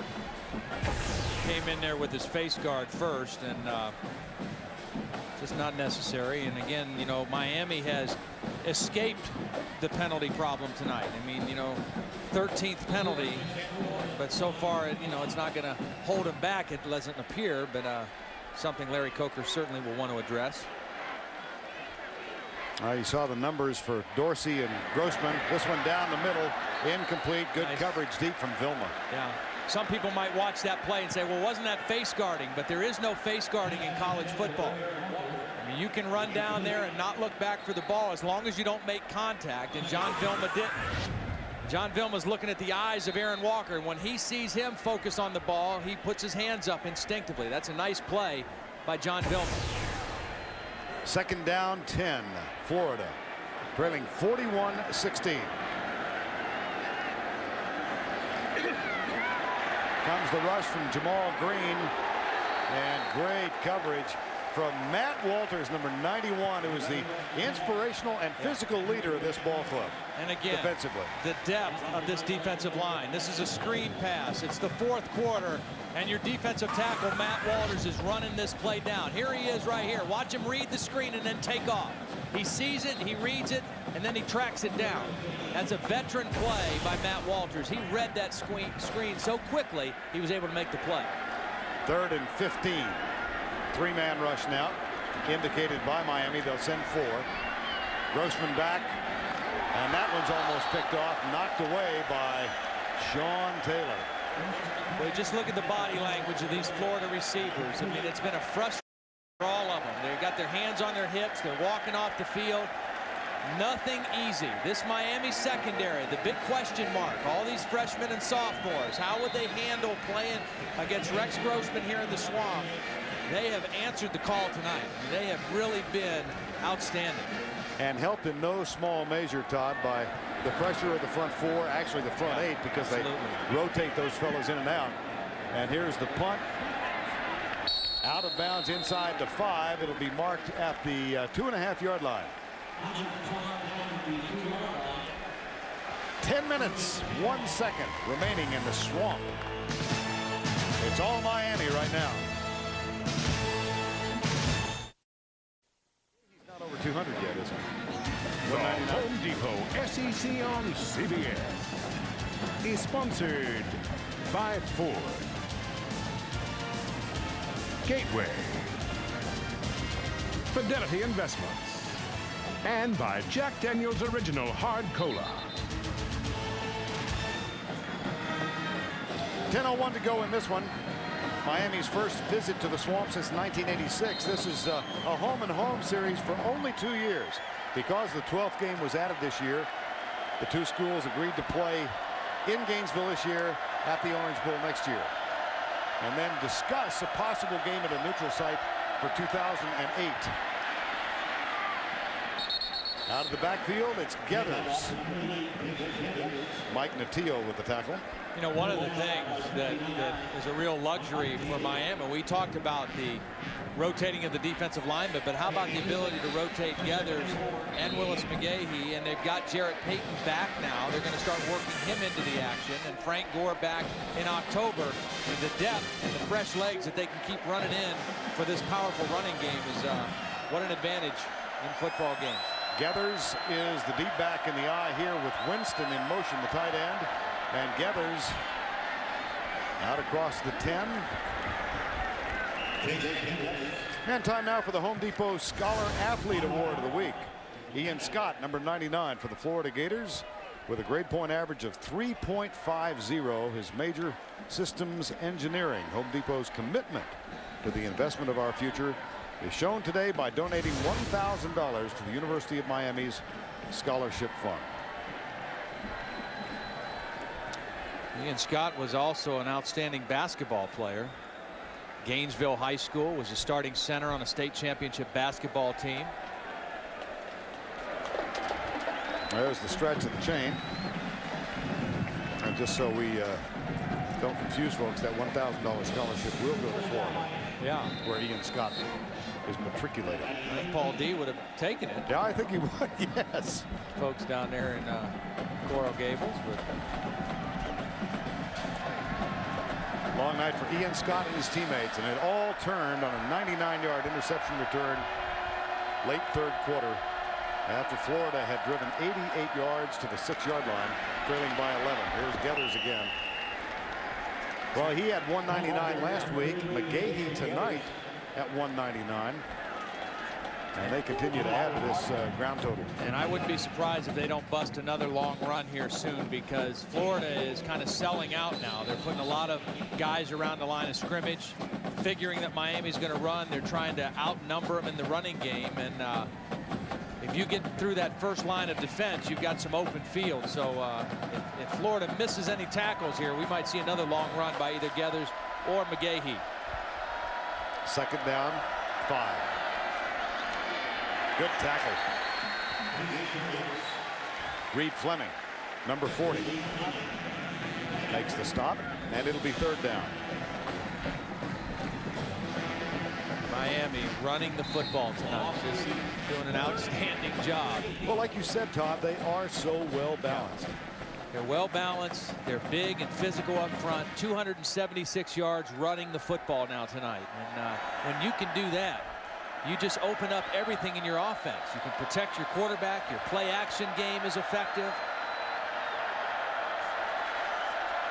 Romberg and McGrath among those in the offensive line. Here's Gators, who is Well, I thought he was knocked down. He struggles forward, and it'll be 4th down after the tackle is made. Romberg a little slow getting up after that play. Now, Romberg out of Windsor, Ontario, already has his degree, getting his master's degree in sports administration, and he is a trip. Oh, he was fun to talk to. He is great fun. He is one of 3 Canadians on this offensive line. You got Romberg, Shirko Haji Razuli, who was born in Iran but lived also in Argentina and Germany, and then Joe McGrath, who's on there right now from Moose Jaw, Saskatchewan. Appropriate that an offensive lineman would be from Moose Jaw. Yeah, it has to be offensive lineman. Couldn't be, you know, a punter or a wide receiver or anything. It has to be a offensive lineman. At least we didn't call him a big ugly. Nor a hoss and a half.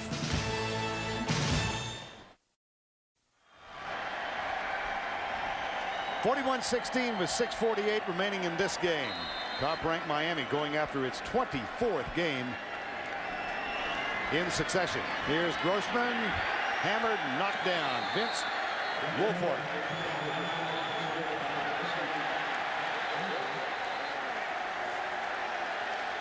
And here is the CBS Sportsline stat of the game: rushing yards. Miami has rolled for 279, 199 of them. We've got a penalty being called against Miami for personal foul. Florida with 163. Now, Vince Wilfork with the excessive celebration, and you know, sometimes I think that you know, is an abused penalty. They do it too much. That one was a case where he did, you know, kind of try to draw attention to himself and didn't need to do that. And Larry Coker's telling him that, hey, great play, just go on back to the huddle and celebrate with your guys. Now, you saw that rushing stat, and normally when Florida rushes for 160 yards, you think, oh man, they're going to win the game big, because that, you know, they figure they probably threw for 3-something. Right. Tonight, only 181 yards passing for Rex Grossman, and plus when the other team rushes for almost 300, pretty tough. You got words to describe what we're watching? Yeah, the sympathy ends. 2nd and 12. Grossman, Taylor Jacobs. Down to the 33-yard line. Everything's short. Well, Miami has not given up a big play. Last week, you knew it wouldn't be like it was against UAB for Taylor Jacobs. I mean, they played him single coverage, and he just ran takeoffs and posts and corners and did whatever he wanted. But everything has been short. 3rd down 2. Graham nailed William Joseph.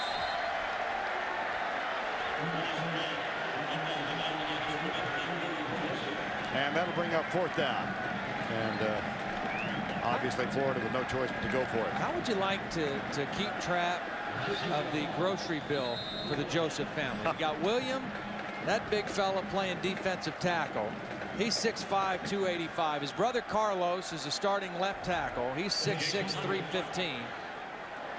My goodness. Well, the 2 boys are sons of Haitian immigrants. There's the punt. They do decide to punt, and it'll go into the end zone, come out to the 20-yard line. Matt Jackson down there. 4 minutes and 58 seconds remaining. Hurricanes up 41-16.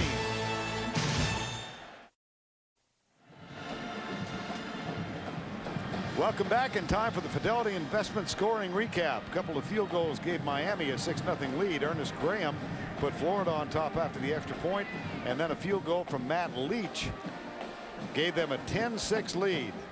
But Ken Dorsey toward the end of the first half with a couple of touchdown tosses. This one to Jason Geathers, 27-10 the score. Bam Hardman with an interception return for a touchdown made it 27-16, missed extra point. And here is the key play of the ball game. It was ruled a 97-yard interception return now. From that point, Miami rolled. Jason Geathers with his 2nd touchdown of the night. And Sebastian is having his way with the Gator. Larry Coker still hasn't tasted defeat on the football field. Spent a lot of his career in Oklahoma. Graduated, as we said earlier, from Northeastern Oklahoma State. Coached at Tulsa, coached at Oklahoma State, coached at the University of Oklahoma. Was on the staff with John Cooper at Ohio State, and so also was Ron Zook. Yeah. You know, I haven't seen Tennessee yet this year. They play Middle Tennessee tonight. We'll see them on the 21st against Florida, but you would be hard-pressed to show me a better football team in college football out there than the Miami Hurricanes again this year. 2nd down and 5. McGahee has now gone over the 200-yard mark. He's got 2:04. And let's check in with Jill Arrington. Vern, for both of these teams, and especially the 131 players on these teams from the state of Florida, this game is about bragging rights. Now this year, all 3 Florida schools will play each other, Florida State, Miami, and Florida, and they'll be playing for this, the Florida Cup. The winner of that series will take this cup home, and if there is a tie, the team that allows the fewest points will take this cup home. And I must say, Miami seems to be well on their way to getting this cup. 3rd down and 5, Jill. Yes, they are. Well, they led the nation last year in scoring defense, only allowed 9 points per game. So here's another running play as they work on the clock. Well, if that Florida Cup goes down to Miami and stays there, it's going to join a couple of other trophies that have been hidden in the archives in Miami. They also have possession of the Seminole War Canoe and the Osceola Cup. Both of those captured in this series with the University of the depth of my research is boundless, isn't it? You're staggering me, my man. You know, I never dreamed I'd get the Seminole War Canoe and the Osceola Cup into the broadcast. We weren't expecting to go that deep, were we? No. Oh dear. Here's Gators again. 3:22 to go. Derek Crudup is on. Ken Dorsey done for the night.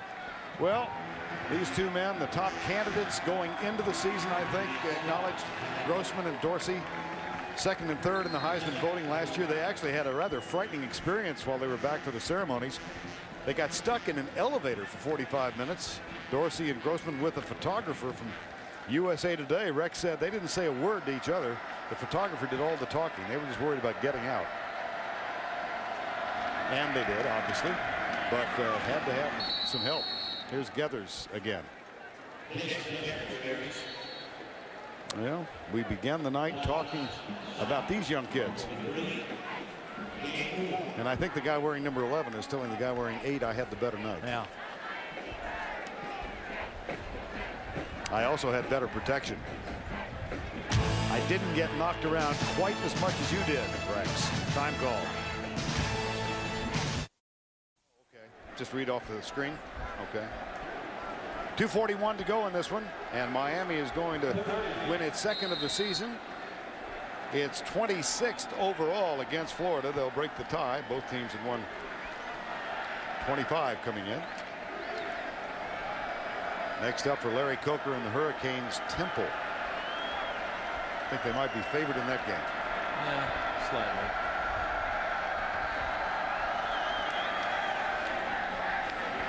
Bounce it to the outside, and this is Payton who gets his first action of the season. Walter's son, Jarrett Payton, who has been bothered by a series of injuries the last couple of years. It's hampered his progress. I will never forget, Todd, when his dad went in the Hall of Fame in 1993. Jarrett Payton, at 13 years of age, made the speech to present his father in Canton, Ohio. What a wonderful afternoon that was. Yep. He's another one of those guys who didn't play organized football till late in his athletic career. Was an outstanding soccer player in the Chicago area. There's a play fake. Crudup does hand it off to Payton to the 45-yard line on 1st and 10. Well, the Sunday night lineup Sunday on 60 Minutes. You know who the villains were. Now meet the heroes. Sunday on a 2-hour 60 Minutes with the usual cast: Mike, Morley, Ed, Steve, Leslie, and Andy. Then it's an hour of comedy with Everybody Loves Raymond on a special night, and Becker on a new night, followed by CSI. That's the lineup tomorrow night. 2nd down and 9, and we've got the Williams sisters battling for the U.S. Women's Championship at the Open in New York as soon as we're done.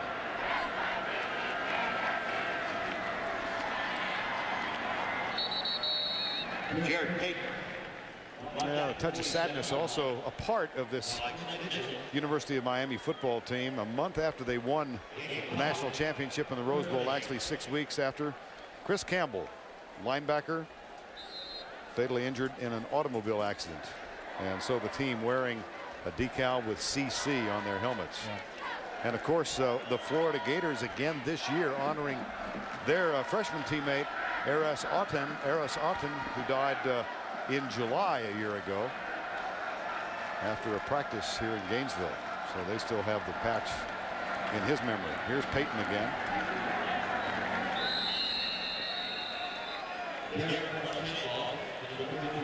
.35 seconds remaining and time to honor our player of the game, Willis McGahee, with 24 rushes for 204 yards, both, as you note, career highs. Just an outstanding night as Miami punishes the Florida Gators. An excellent execution. Rod Chazinski, the offensive coordinator, nice blend of pass and run. And you know, Larry Coker, I think one of the great things he did when he made Chud his offensive coordinator, he had been the coordinator. He said, I'm going to take my hands off of him. I'm going to let Chud be the offensive coordinator, let him run the offense. I'll be a head coach, and he's given him full reign. And well, they were rewarded tonight. Well over 500 yards of offense. You ready to be stunned? Go ahead. 306 on the ground, 306, and 202 passing. Wow. Pretty good night. Fourth down.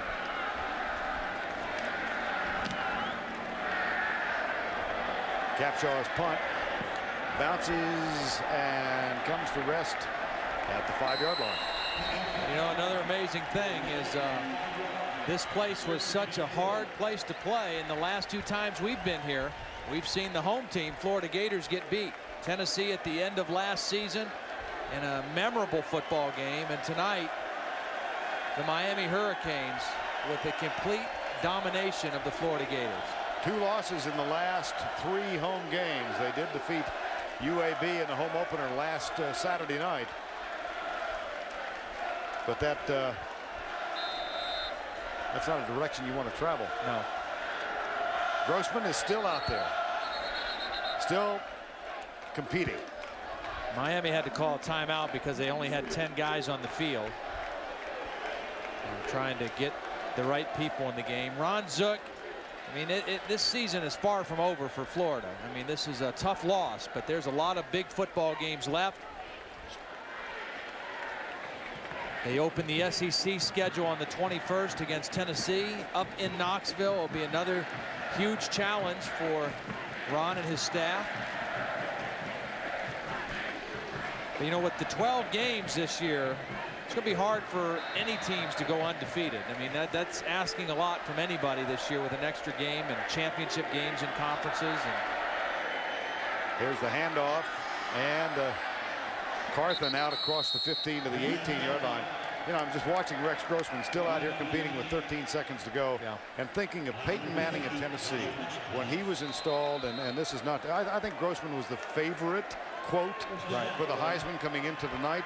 And Peyton Manning said, you know, the problem with the whole build-up thing is that he was put on this pedestal and then just critiqued and nibbled to death over the course of the season. And I mean, Rex Grossman had a tough night, but I don't know that he's any less a quarterback after what we've seen tonight than he has been over the course of a stellar career. And you cannot question his toughness at all, because he hung in there from start to finish. And Ken Dorsey had a better night, but Rex Grossman will still have a great season. You watch. Well, let's go down to Jill Arrington with Larry Coker.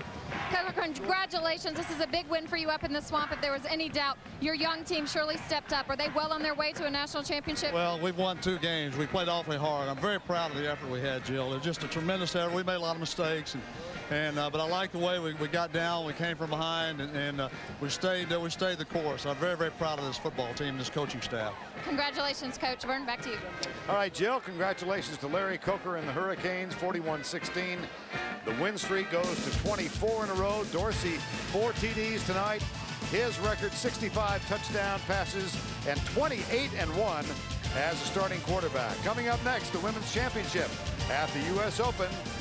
The Williams sisters battle for the title. 41-16, the final here. We'll see you next week from Columbia. For Jill Arrington and Todd Blackledge, I'm Vern Lundquist saying goodnight from a drained swamp.